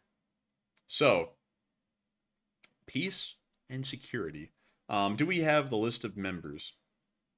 One second. Let's go to the current members list, because for some reason this page didn't show the actual number of people who are in the council. So, let's see here. Permanent and non-permanent members.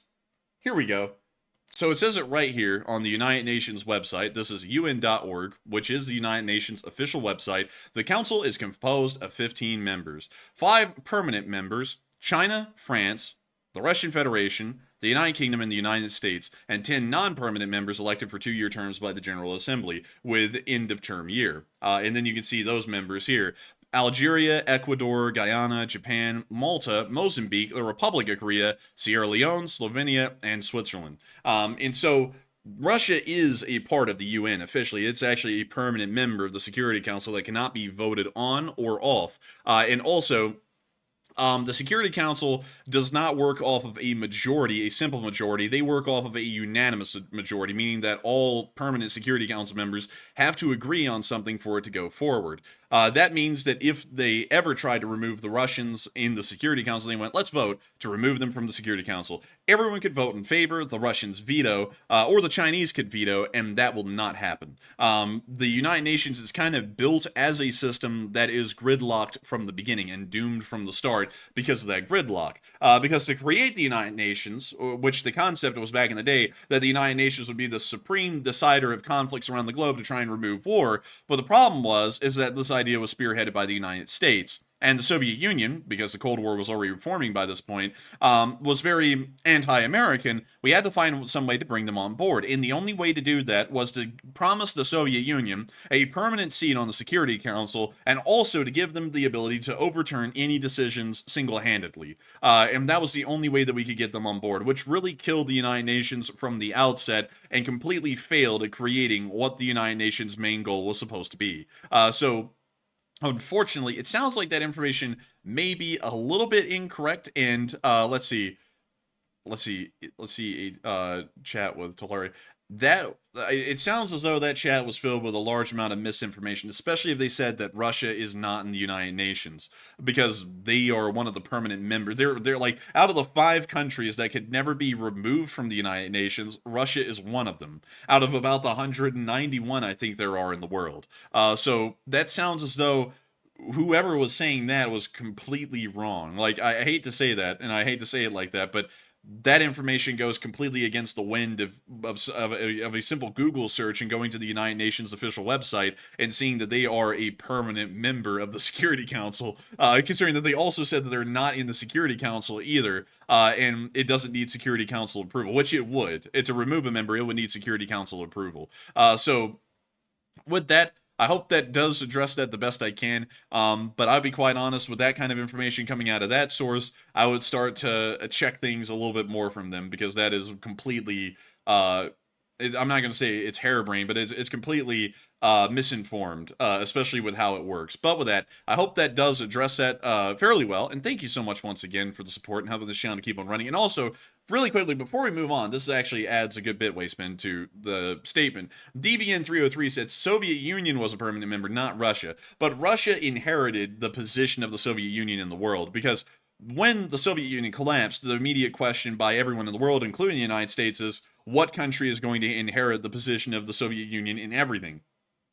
And it ended up being the Russian Federation, considering that they were the majority part of the Soviet Union in both population and land size. So they ended up inheriting all of the Soviet Union's nuclear weapons. That's why no other Soviet republic has nuclear weapons, and I'll list off a couple.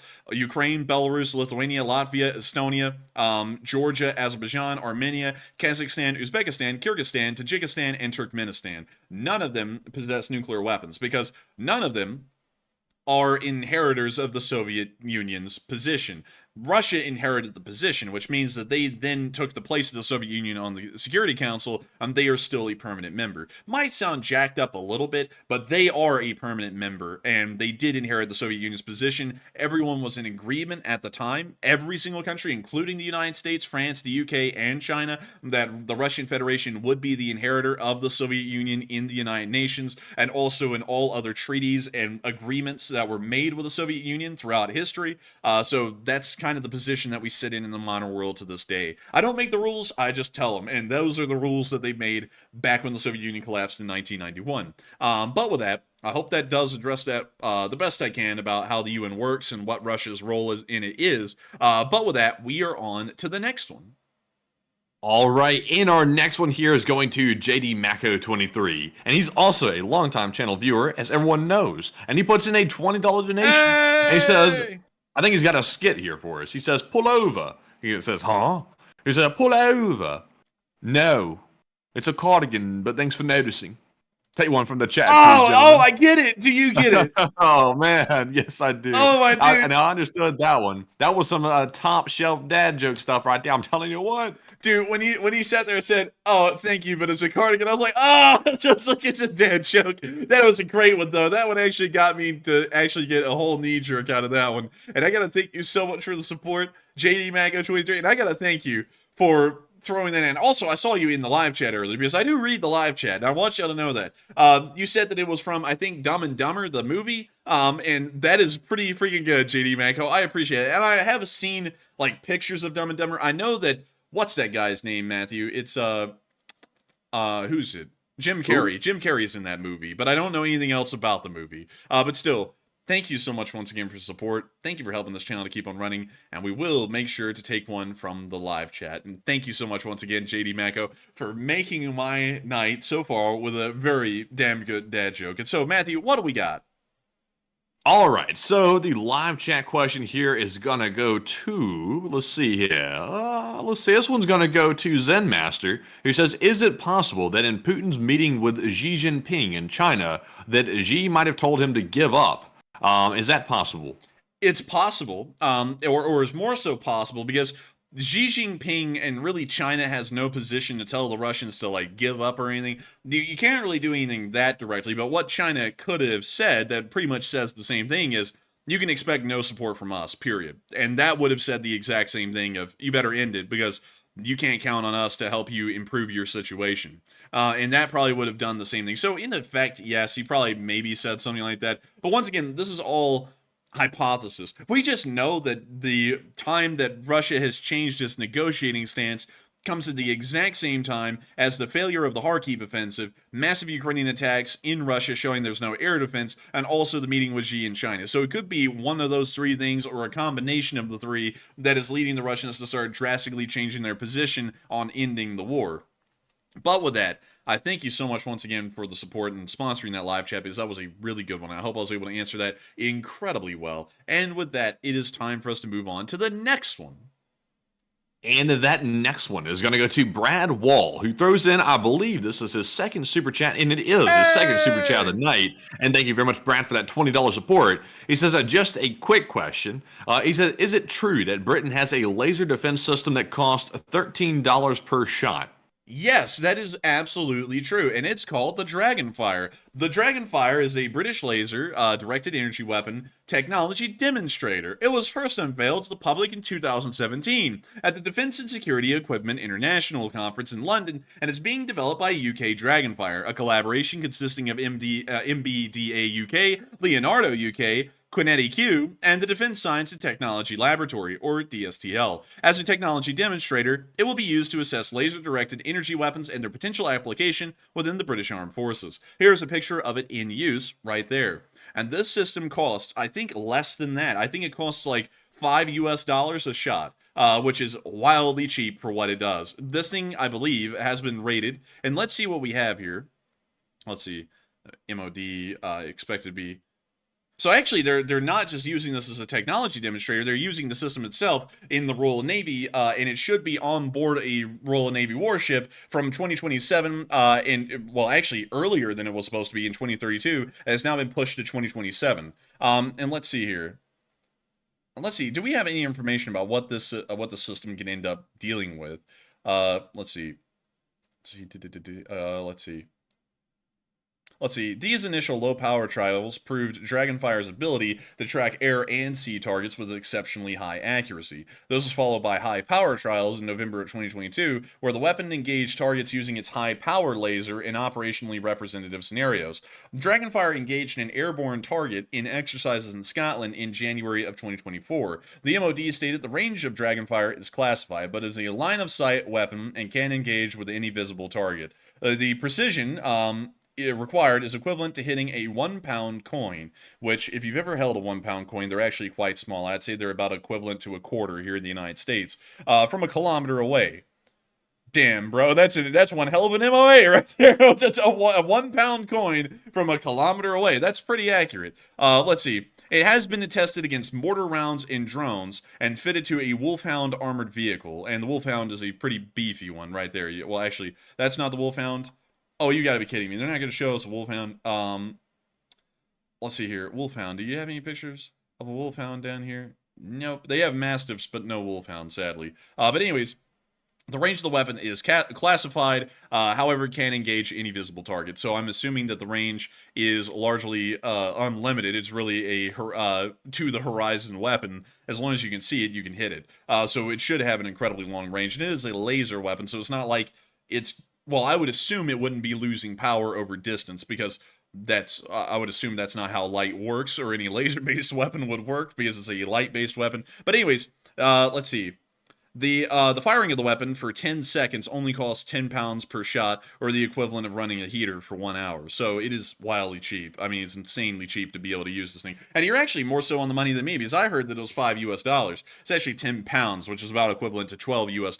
So that is really interesting to know. And also, I think that this thing has a lot of potential going forward. It probably will end up getting used in Ukraine, and I have a feeling that laser-based defense systems will probably be the future of air defense as a whole, not just for the Navy, but for the ground forces as well, and maybe even the Air Forces, because imagine if you were able to get the Air Force equipped with some kind of a, say, EWS aircraft that carried around a laser like this, or a laser pod that you could mount to the bottom of, say, an F-35 that could fire off a directed energy laser weapon like this and end up shooting down surface-to-air missiles that are being fired at the aircraft.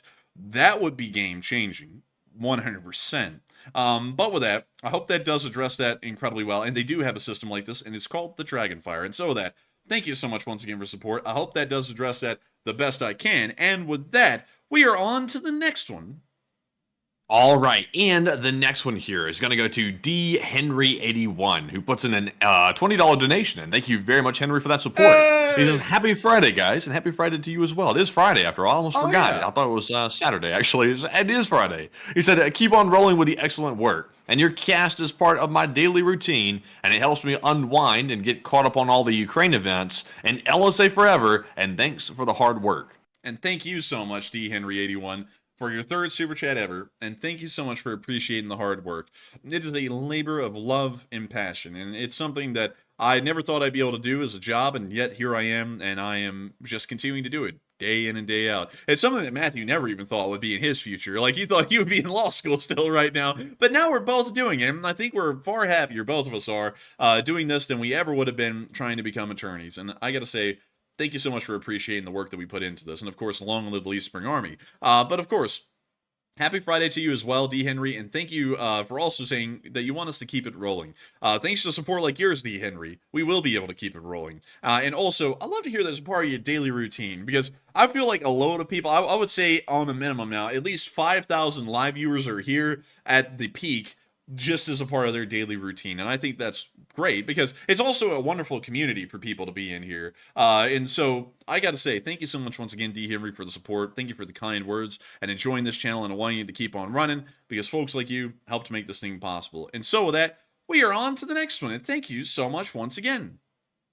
All right, and the next one goes to Tyson, who puts in a $15 donation. And thank you very much, Tyson, for that support. And he said, the mainstream media describes the war as if Ukraine's defenses are crumbling, but you think the war will soon turn to Ukraine's favor, and why the difference? And also, can I get a Scooby and Shaggy impression? And also, real quick, before you do that impression, Enforcer, I want to make a comment about what he said there. Someone else asked this earlier as well. They said, why does the mainstream media always make it seem like Ukraine is on the verge of losing and Russia's on the verge of steamrolling them? And you'll recall that the experts said at the very beginning of the start of the war that Ukraine only had 3 days to survive and the war would be over and Russia would crush them. That was false, and that was based on the experts' false premise that Russia is the second or third most powerful military force in the world, and we know now that is not anywhere close to true.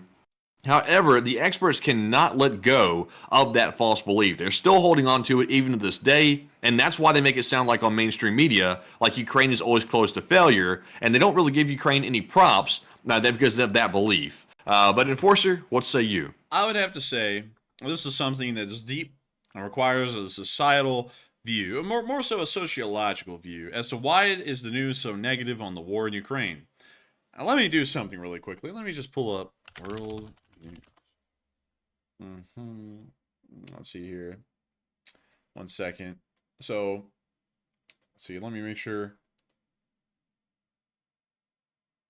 Let's see here. I'm trying to find something. You know what? I can't find it right now at the moment. But I will make sure to just tell y'all why the news makes the war in Ukraine sound bad. And it has nothing to do with their analysis on the war. It has nothing to do with their standing on the war. It has entirely to do with y'all and y'all watching their show. And it sounds as though they're winning because a lot of y'all keep on coming in here and asking us, why in the world is the news saying that the war in Ukraine is being lost? They keep on watching them every day trying to find out why. And that's why they do it. Because you're watching. If they told you the war was great, they think you probably wouldn't watch the show. You wouldn't watch the news. And you know how they make money? They make money when you watch the show. Because the more of y'all that watch the show, the more ratings that they get. And the higher their ratings are, the more prime their ad slots are during the ad breaks. And people pay top dollar for those ad slots on these channels like CNN and Fox News. And so the more that they get y'all to watch, the more that they are going to be able to sell those ad spaces. Let me give y'all a couple of examples outside the Ukraine war. U.S. politics. We're not going to talk about politics, but I'm going to tell y'all, do y'all ever notice that the news, no matter what, I mean, like, the political situation in the United States could be completely fine. And they will tell you that both sides are wanting to kill you and eat your babies, just so that way you'll get on and want to hear why the other side wants to kill you and eat your babies. Because that's how they get you on the show to watch. It's also the exact same thing that happens every single time a hurricane comes around, and so many people here in the U.S. Southeast will know exactly what I'm talking about. They will say, oh my god, it's going to be a Category 5 hurricane every single time. It's going to wipe out Florida. It's going to kill everyone in Georgia. Everyone in Alabama is going to be without clothes because the wind's just going to rip the clothes off of them. And then either the hurricane will go into the Atlantic and then end up hitting New York City or something, or it'll end up being a far less serious hurricane than was expected before. And that's kind of the thing. Think about it. If it was a minor hurricane, would you be watching? No. If you hear it's a Category 5 that's going to kill you tomorrow, you're going to be on that news channel trying to figure out everything you can, although it's not true.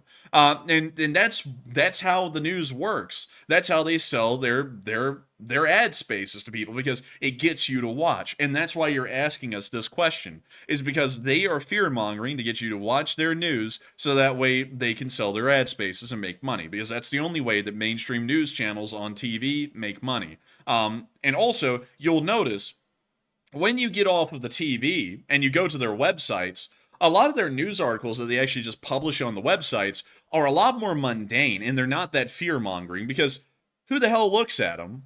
You know, there's no market share that they're vying for there that's large enough to make any kind of money, and the ad spaces there don't really make much either. So they put out okay, serious enough news, kind of semi-serious news there without a lot of fear-mongering, but where the money's really being made, which is on ad spaces on mainstream TV, they've got to get y'all on, so they're going to fear-monger any way they can. And you know, and y'all be thinking, oh, that sounds like bogus. But YouTube works the exact same way, funnily enough.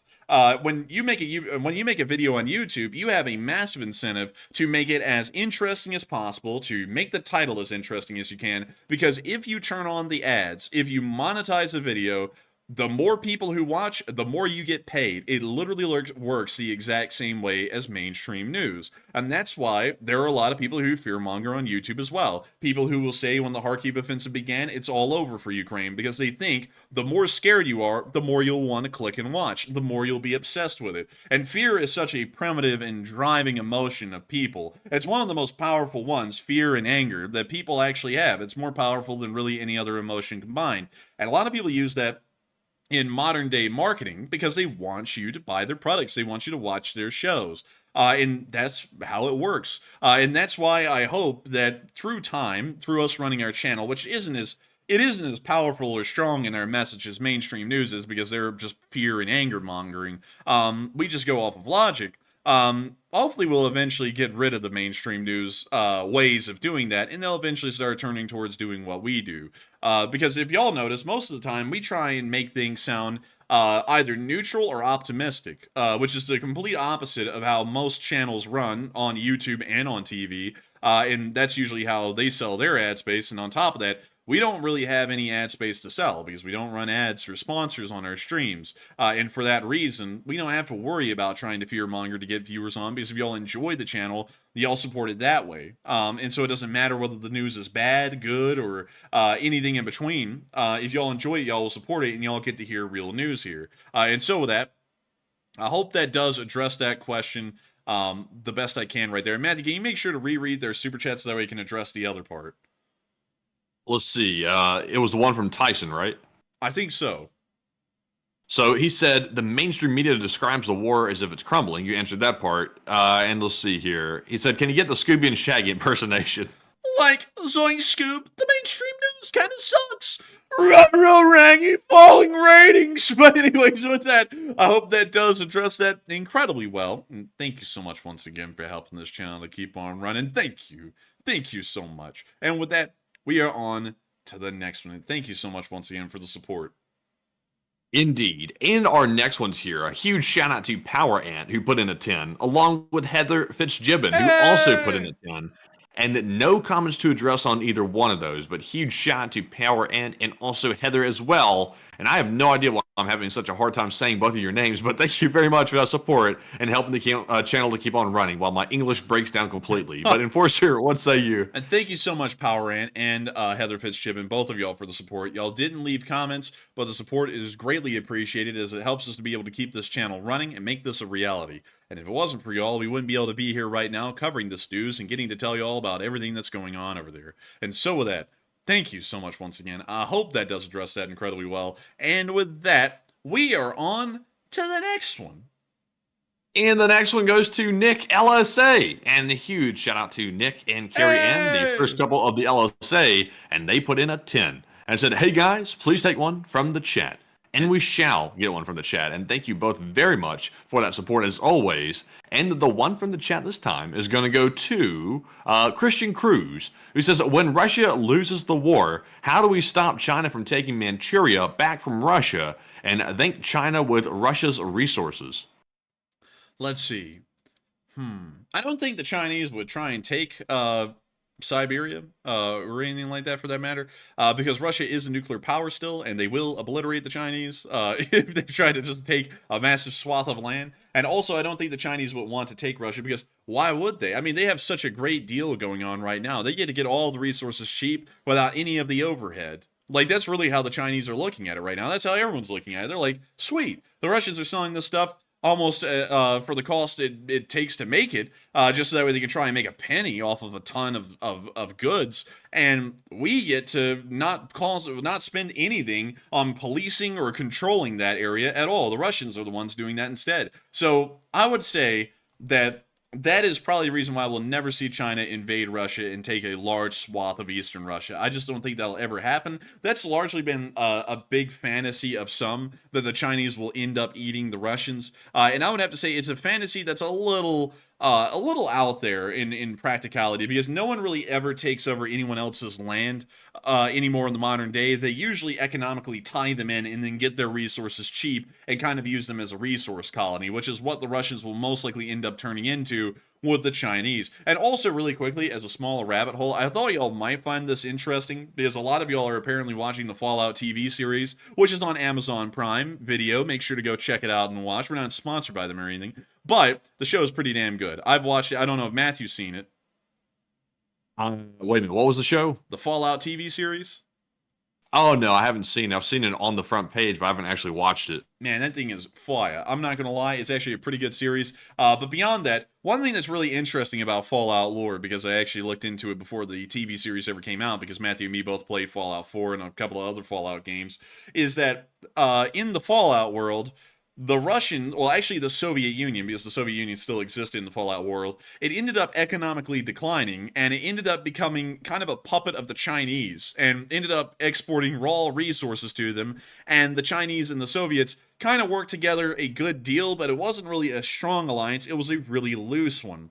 And that is kind of crazy that the Fallout world had that kind of a prediction of what a future would look like in it, because that's really what's starting to happen right now, which is really crazy. It's like, wow, that's actually wild that they were able to hit that dead on the nail. But also another thing to share with you, someone said Fallout's man, what the hell? Like, ban them. I'm just kidding. But another thing that's interesting about the Fallout world, just to share this with y'all as a fun fact about the lore, a lot of y'all may realize that it looks like it's in the 1950s, even before the bombs fell in the show and in the game. The reason why is because in the Fallout world, which is an alternate history, semiconductors for modern computers were never created. So computer technology never really took off, and for that reason, the world kind of got stuck in the peak of its technology kind of being in the 50s. That's at least the explanation that they give in the lore. I don't really think that explains the 50s aesthetic lasting for about 120 years all too well, but nevertheless, the 50s aesthetic is explained as that reason in the game. And also another thing that they kind of got right in Fallout, which we already know we're starting to move into, is the resource wars, because that's actually what ended up leading to the apocalypse that occurs in Fallout for the show to even have a setting, is that in 2063, I believe it was, the European Alliance, which is in the lore kind of like the European Union, it ended up invading the Middle East to try and take control of the oil resources and ended up nuking them in a war. And then multiple different groups ended up fighting for resources, but the big war that ended up destroying the entire world was the war in between the United States and China, as China tried to seize Alaska for the dwindling oil resources. They ended up failing because the United States annexed Canada, and also pushed the Chinese out of Alaska, and then ended up invading the Chinese mainland through the Koreas. And then, once they were about to get to Beijing, then the bombs fell. And up through most of the lore, I don't even know why I'm going through a Fallout rabbit hole, but anyways, up to that point in the game, no one really knew who launched the first nuclear bomb or the first nuclear missile. It had always been a really ambiguous thing, because it could have been the Chinese, it could have been the Americans, and not to spoil anything for y'all, well, actually, I'm not going to say that because the Fallout TV show kind of covers that a little bit in, like, the last episode of the first season, so I'm not going to spoil that for y'all, but it's kind of been a mystery in the Fallout lore as to why in the world did the apocalypse begin, who fired the first bomb, and where did it impact. So I'll just leave it at that and not spoil anything for y'all. But with that, thank you so much once again for support. I hope that does address that the best I can, and also throw in a little bit of Fallout lore as well, just for the hell of it. And with that, we are on to the next one. All right, and our next one is going to go to another channel legend. This time, Blue Flam 777 LSA, and we're going to talk about Granny. And he puts in a $10 donation and says, at the checkout, an old lady asked me to check her balance. So, in other words, she asked you to square up. And so I pushed her over. Questions in the chat. God. Blue Flame, the hip destroyer. Blue Flame, the hip destroyer. Oh my goodness. I like that joke. I respect it. You know, man, someone's about to spin that and say, Enforcer likes hidden grandmothers. No, it's just a funny joke. But still, thank you so much once again for the support and help of this channel to keep on running. And thank you for throwing in another great joke, Blue Flam 777. And we will send one straight to the chat. And Matthew, what do we got? And this one is going to go to, we'll see, Craig Alex, who says, do you think Elon deliberately disabled Starlink to help Russia because it's happened a few times? It's kind of hard to say because there is a history of that, so it's certainly in the theories out there. But it is possible that it was also the solar flare as well, because that also did end up impacting some satellites and their ability to operate and function. That offensive did begin, I believe, a day into the solar flare, so that could be possible as well. But with that, I hope that does address that the best I can, at least given the possible theories out there. It's either the solar flare or it was direct interference, and we're not really sure which one it was. I'm sure the Department of Defense will eventually find an answer to that question. It will be public, but that'll probably take about a month or two. But still, with that, thank you so much once again for the support. I hope that does address that well, and we are on to the next one. And this one also goes to Blue Flame 777 LSA, and he puts in another 10 and says, Oh, no. How many orcs does it take to change a light bulb? He said none, because they're all on the dark side. Question to the chat. Oh, dang. Another one. That was actually more of like a dad Zinger. joke. Man, Blue Flame comes in with absolute zingers. You could actually do a good stand-up, Blue Flame. I'm not going to lie. With the proper kind of delivery, those jokes would actually hit. Like, I think they would. And so with that, thank you so much once again for support, Blue Flame 777. Thank you for throwing in another killer joke. And Matthew, did he want another live chat? He did. He wants another one. And Matthew, tell us, what is that live chat from Blue Flame 777? So this live chat for Blue Flame 777 goes to DVN, who says, since Russians tried to assassinate Zelensky, why has the SBU not tried the same thing with Putin?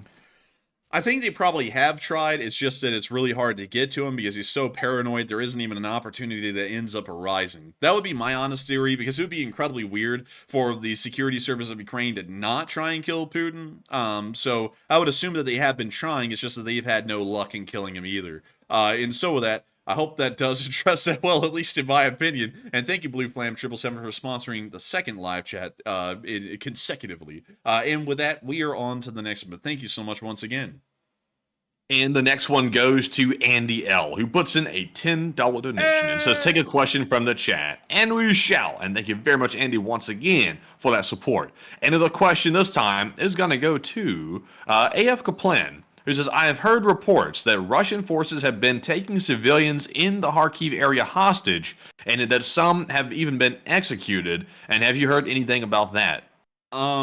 Fortunately, I have not heard anything about that. Matthew, I'm wanting to double check. Have you heard anything about that? So sadly, on the hostage situation, that, according to my sources, is true. Russia has taken a handful of those civilians hostage, according to what I've seen on Twitter from pretty credible sources. But I haven't heard of any executions just yet. But, you know, not to be dark, but knowing the Russians, I would not be shocked. But we can hope for the best. But Enforcer, what say you? I would have to say, it sounds as though Matthew knows more than me, and it sounds like it's unfortunately true. So I hope that does answer the question. I hate to say, though, that that's the best we can give, is that they actually are held hostages, which isn't really a great ending to that story. But still, thank you so much once again for the support and helping this channel to keep on running. And with that, we are on to the next one. All right, and also huge shout out to DVN303 once again, who put in a $5 super chat. No comment this time though, but thank you very much, DVN, for the good question earlier and also the support as well. And we have a $10 super chat once more from guess who? Blue Flam 777 LSA. And he says, "What do you get when you cross a chili pepper, a boop cart, and a chihuahua?" He says, a diggity dog. Question to the chat. Hot dog man. Oh no! Oh no! But with that, thank you so much once again for support. And help the show to keep on running, Blue Flame 777. And thank you for another zinger, the third one pretty much in a row. And I gotta say, you're killing it, Blue Flame, killing it. And with that, we will make sure to take a third live chat. But thank you massively once again for support and making this channel possible.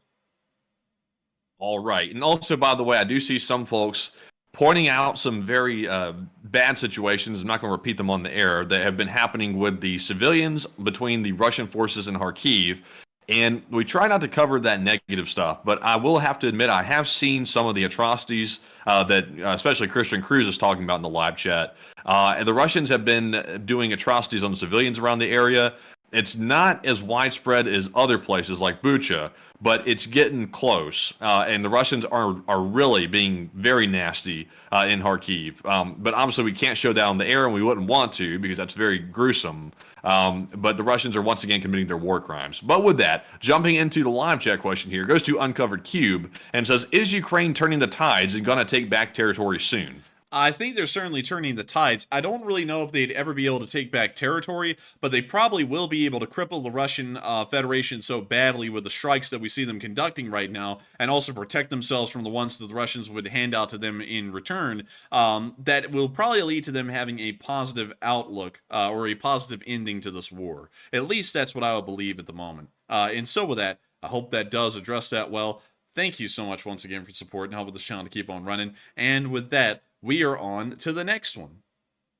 And the next one goes to Papa Kenny's Workshop, who puts in a 10. And he just left for the night, by the way. Aww. So if he's hearing this tomorrow, huge shout out for that support. And he sadly did not leave a comment. But Enforcer, what say you? But I got to thank you so much for the support. And I got to thank you for enjoying this channel and helping it to keep running. I hate that you just left. And I bet you'll be watching this tomorrow. But I thank you massively once again for the support and making this channel possible. Because if it wasn't for folks like you, we wouldn't be able to be here right now. And so with that, thank you once again. And we are on to the next one. All right, and real quick, before we move into our next Super Chat question, I put up a somewhat interesting poll here. Very interesting question. It says, should war be made easier and painless, or at least more painless, with remote weapons, or should it remain traditionally painful? 46% said painful for war deterrence, and 33% said easy and remote to save lives.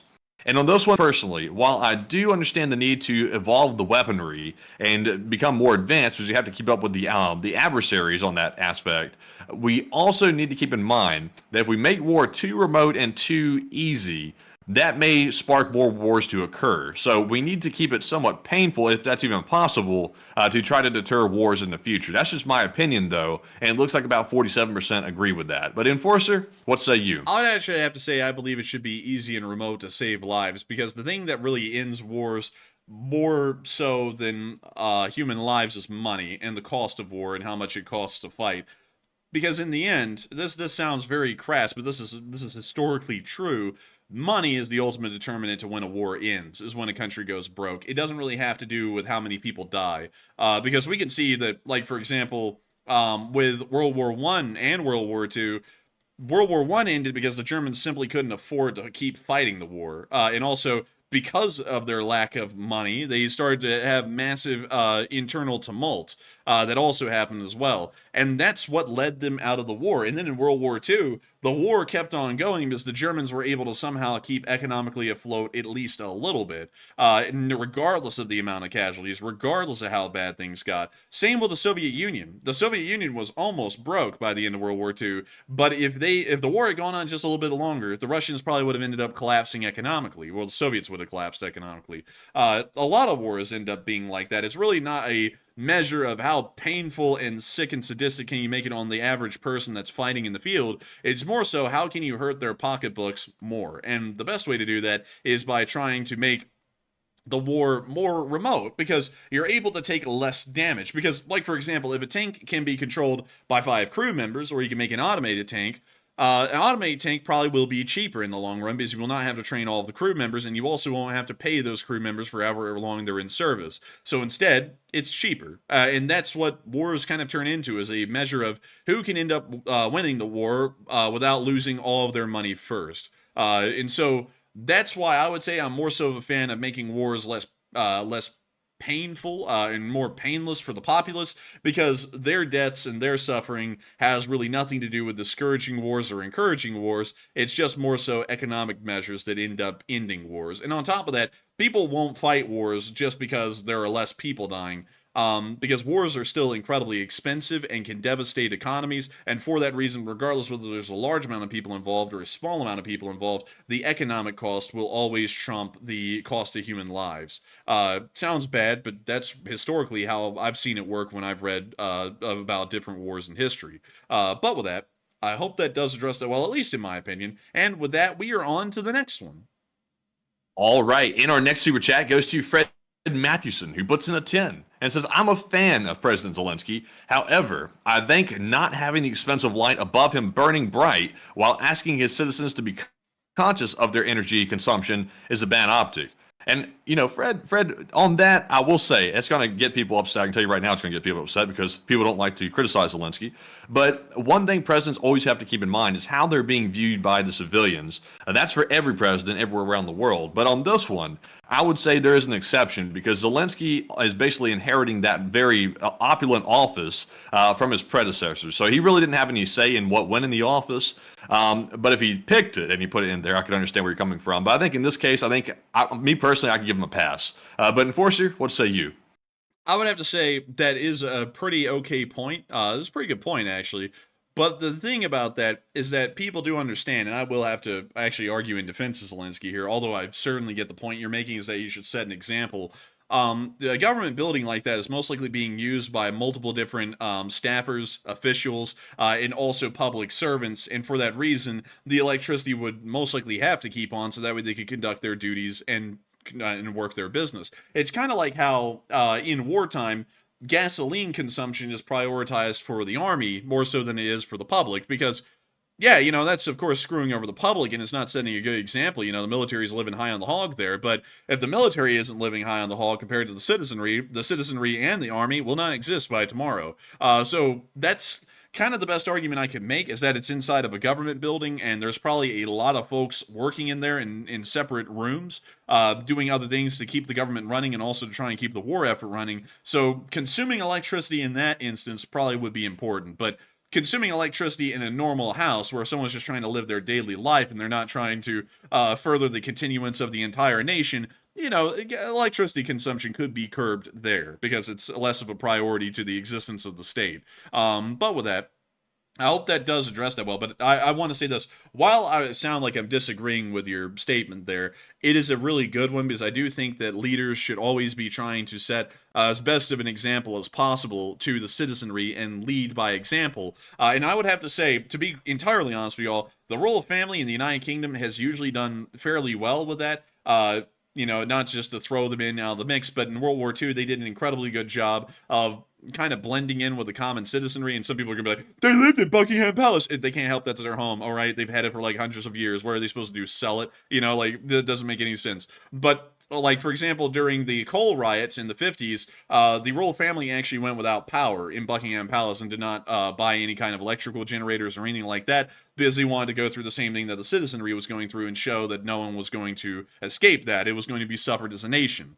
And also in World War II, they ended up staying, for the large part, not even really traveling to Balmoral, and also Windsor Castle, which is usually the normal residence of the royal family outside of Buckingham. They actually deliberately stayed in Buckingham to be in the line of German bombers, so that way they could be in solidarity with the Londoners and show them that even the royal family would go under the same risks and dangers of daily life that the common citizenry would inside of London. Which I would say those are fairly incredibly good examples to set.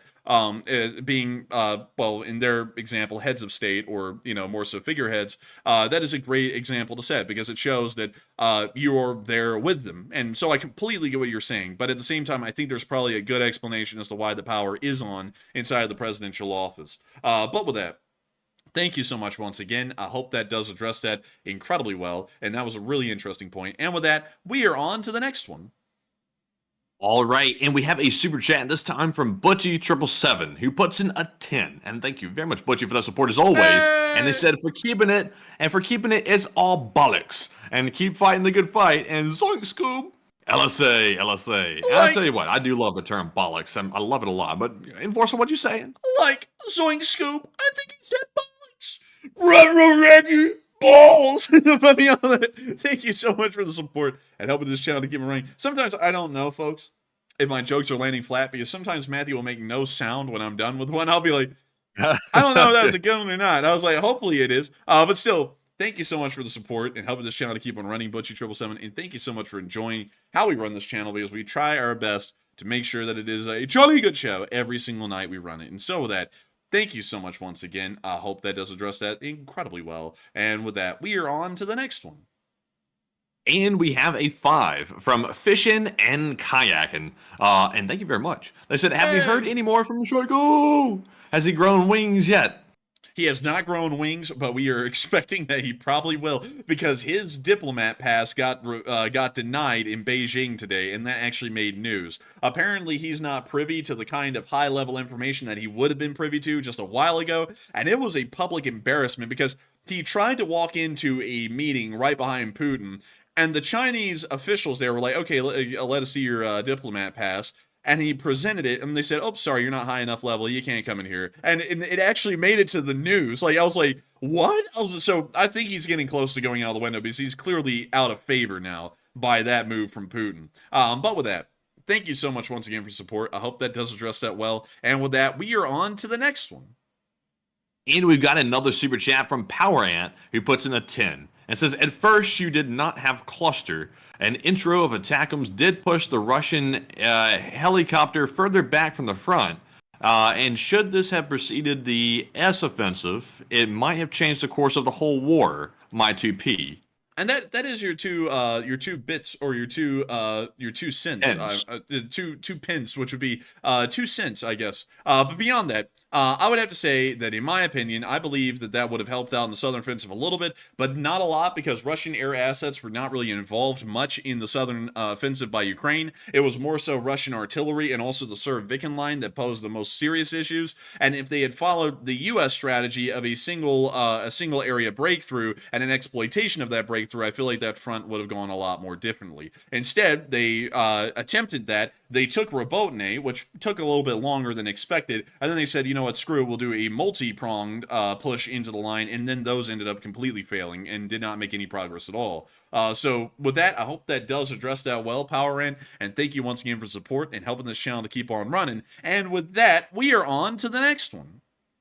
And this time we've got a 5 from Arsenic, who says, Loose Spring Army forever and LSA. Hey, and thank you so much, Arsenic, for the support, and thank you for helping this channel to keep on running. The Lee Spring Army will never die, and long live the LSA. And so with that, thank you so much once again. I hope that does address that incredibly well. And with that, we are on to the next one. But thank you so much once again for being around for an incredibly long time and helping this channel to keep on being possible.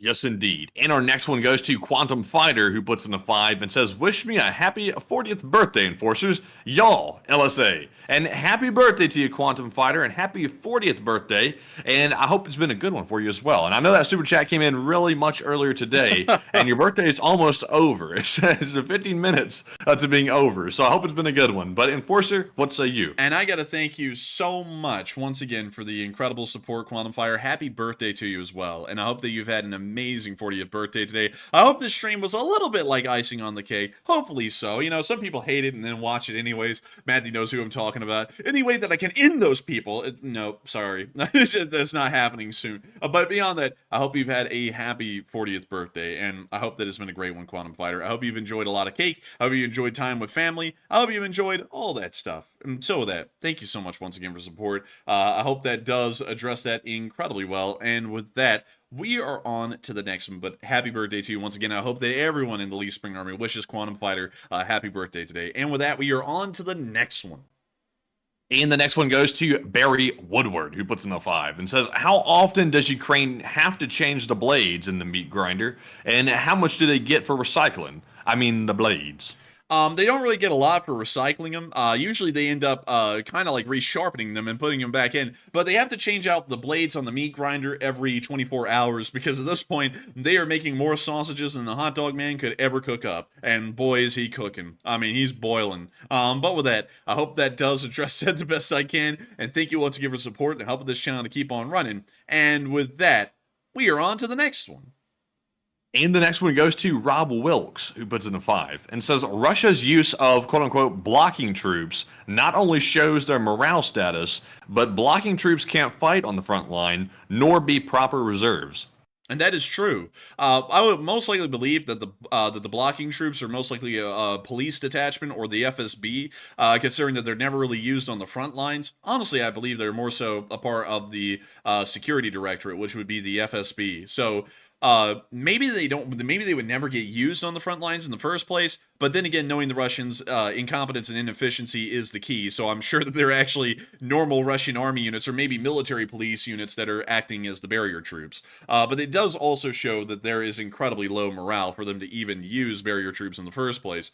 Usually, barrier troops are the reserves, and that's something that's very interesting about the Russians, is that they have reserves and then they have barrier troops behind the vanguard and the reserves, which is really an interesting thing about how the Russians fight, and also showing us that maybe those stories about barrier guards in World War II were true. But with that, thank you so much once again. I hope that does address that incredibly well, and with that, we are on to the next one.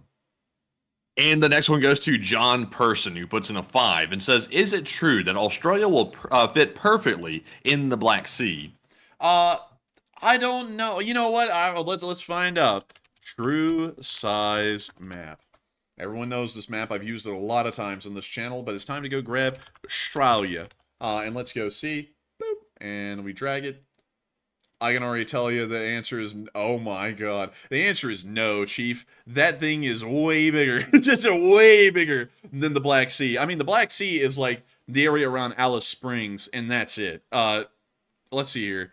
You can also see the Mercator projection at work right there. It gets large. So if we put Australia over Europe, it is most of Europe. It pretty much is the entirety of Europe if we move it right here. It also includes parts of Norway, Sweden, and a little bit of Finland. But if you were to overlay Australia over Europe, it almost is a perfect fit, to be honest, down here in the Mediterranean, which is kind of cool to look at. And also, if we put Australia over the United States, Australia is actually a similar size, at least compared to the lower 48. It is the same distance from east to west, or east to west, as it is here in America, which is actually pretty wild. How big is it compared to China?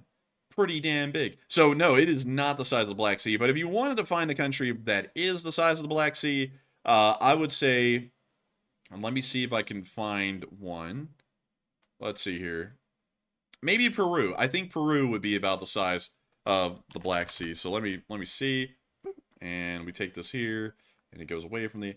Actually, Peru is pretty damn big as well. I never thought it'd be that big. Let's see. Nah, India ain't gonna work. China? How about China? Nope. That sure as hell ain't working. But man, look, dude, look at this, Matthew. Man, trying to be throwing it back. That's just what it is.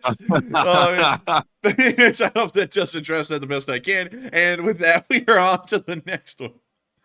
All right, and our next one goes to Marc-Andre Brunet, who puts in a 5 and says, nothing's free in absolutely everything. Energy equal mass, and mass equal energy. High quality YouTube news channel equals lots of work from both of you behind the scenes. Aw, and that's true, Mark. That is true. Thank you very much for the kind words. And Enforcer, what say you? Thank you so much for the kind words.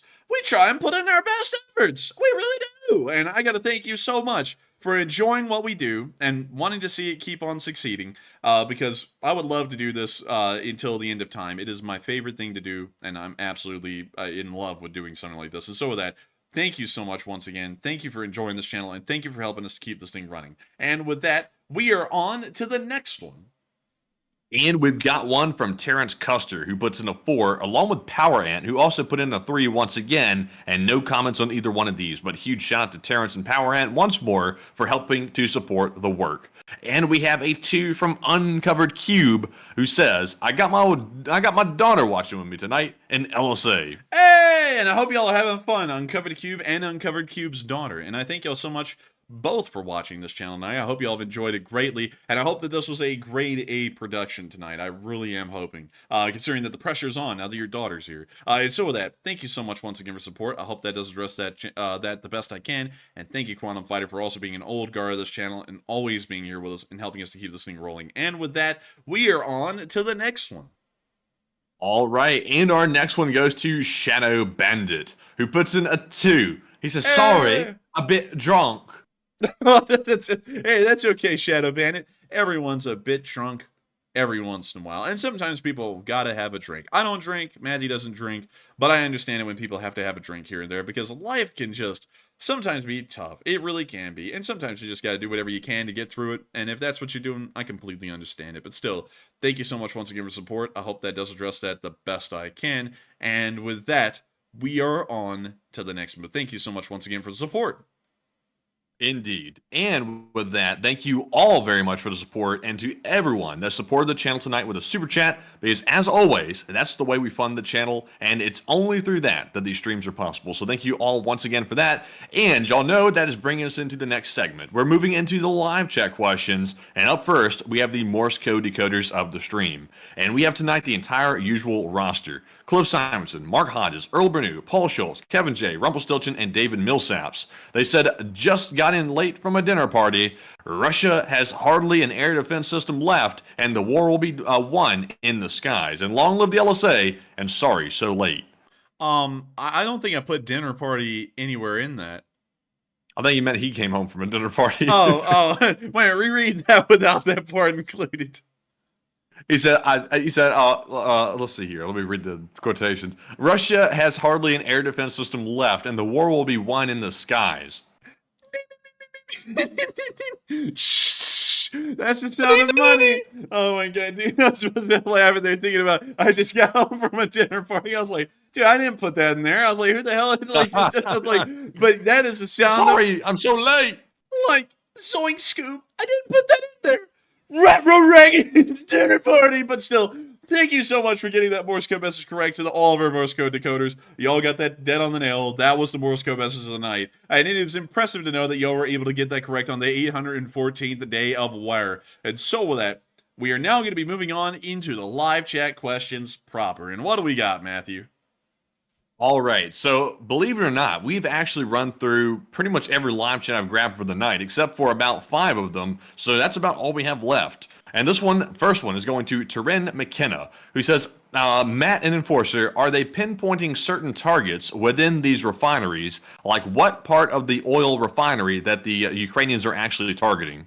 Yes, they are targeting specific components within the refinery. That's why you saw that all of the drones hit the same exact spot. Unfortunately, I could not tell you what the exact part of the refinery is, but I have heard that apparently it's something that that all of these refineries require that is a pretty advanced component to manufacture, and it's very difficult for the Russians to produce them, and so they usually have to buy them from overseas, although they do have a limited ability to make them.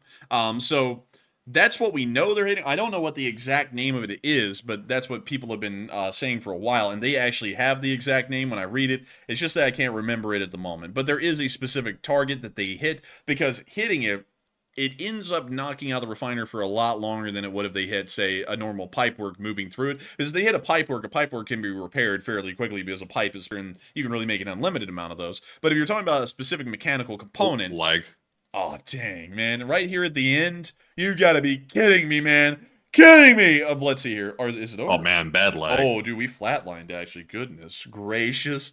Ooh. Hopefully we'll be coming back. I think we're coming back. Oh. Captain, I'm giving her all she's got, Captain. I don't think she can handle much more of this. Oh, okay, so we're back now. Thank goodness. But anyways, it is a specific component. Apparently, it's mechanically a lot more difficult to produce than, say, like a pipe traveling through the refinery, so they end up hitting it, so that way it's more expensive or more difficult to repair the refinery and bring it back to full operation. And so with that, I hope that does address that the best I can. And with that, we are on to the next one. All right, and our next question here goes to Greg Lankus, who says, how many HIMARS platforms are capable of firing attacks? And remember, our government announced that they weren't programmed for the missiles, or do you think they were just bluffing? They are bluffing because the HIMARS and the M270, let's see, let's see.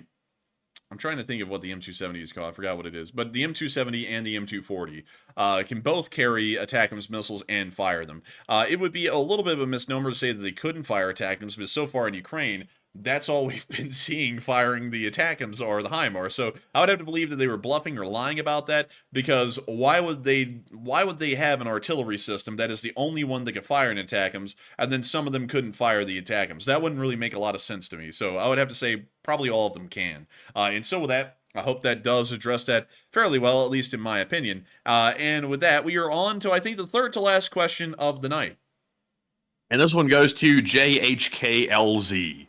And he asked a question that we've been asked about 100 times, because you know why this question is being asked so much? Because these people disappeared kind of weirdly. But he said, whatever happened with the Free Russian assault on Belgorod? Oh, That is Matthew's right. That is a question we've been asked a lot. So to summarize the whole thing, without getting into like the massive rabbit hole that answer is, they took high losses. It did not go the way they thought it would, and then they didn't turn over any new recruits either. So the whole entire offensive into Belgrade was a failure, and they ended up withdrawing because of that reason. That is the best way I could put it. Some people might get offended by that.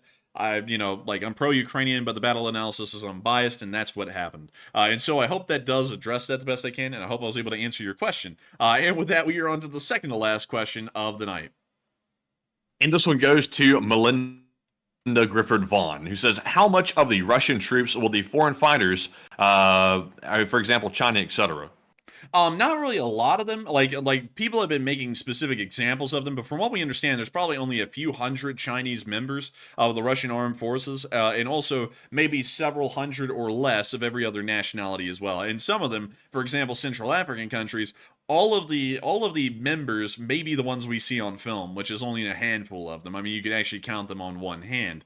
So that's what we understand for the moment about the foreign volunteers. There isn't really a lot of them, and they're honestly overrepresented in the media to try and make it look like these countries are bad countries. Because once again, it's a rage piece. They want you to get out enraged that these people are fighting. But then again, just like countries from the West, those countries really don't have that much control over these private citizens. So if they do what they want, they can. And if they end up fighting for the Russians, they just end up fighting for the Russians. It doesn't really every time represent the national position of a foreign government. Sometimes they just end up there because they want to be there. A lot like some Americans have ended up fighting in the Russian army or have ended up being Russian shills like Patrick Lancaster. The United States government is not at all supportive or encouraging their efforts or actions inside the Russian Federation. It is not representative of the United States government's official position, yet nevertheless they're there just because they can be. So with that, I hope that does address that the best I can. And I think, Matthew, we are on to the final question of the night, if I'm correct. Yes, this is the final one of the night. And so we are on to the final question of the night. And so who was the lucky last person to throw in the lucky last question of the night? And that viewer is Quantum Fighter. Well, actually, I think we already asked that question. I think we already asked that one. So let me regroup real quick. Where was it? There it is. It was one from DVN. He says, what's the use of The Hague if they can't enforce their rules or convictions?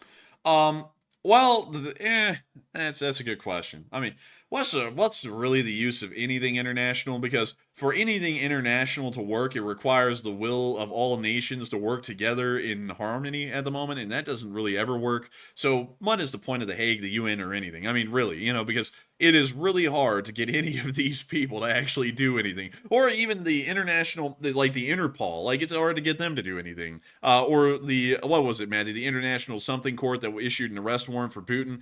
Like that hasn't done anything either. Yeah. It's International Criminal Court, and they're also trying to issue an arrest warrant for Netanyahu as well. I've heard in the background.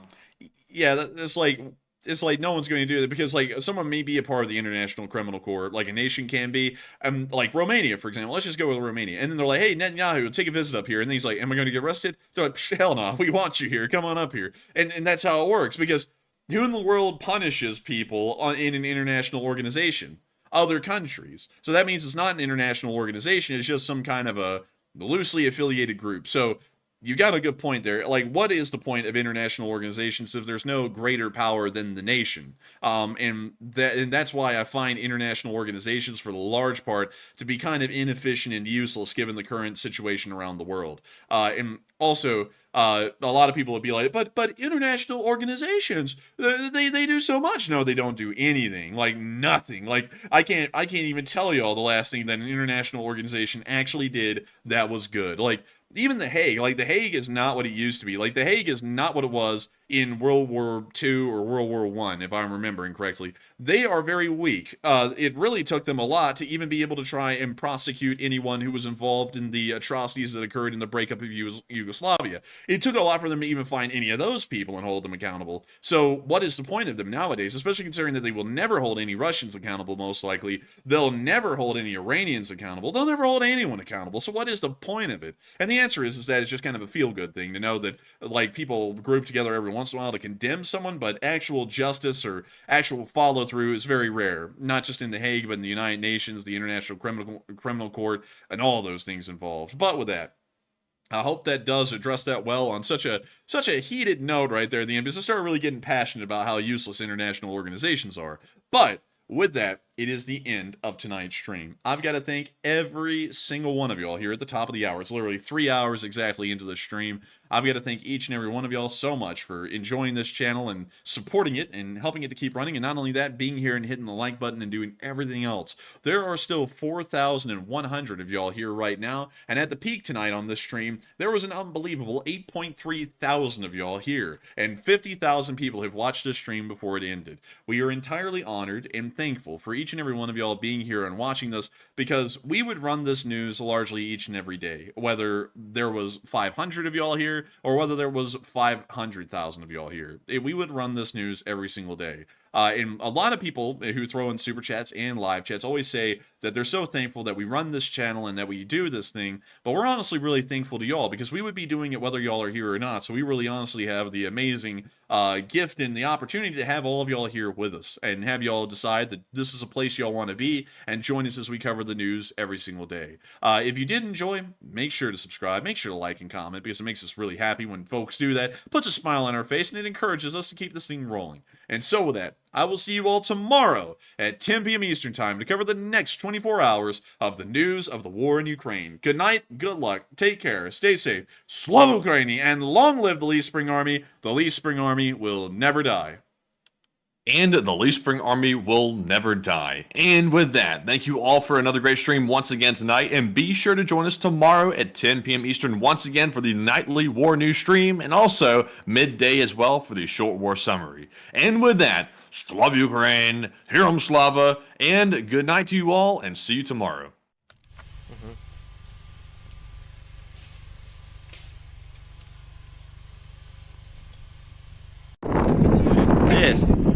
The Lee Spring Army sends its regards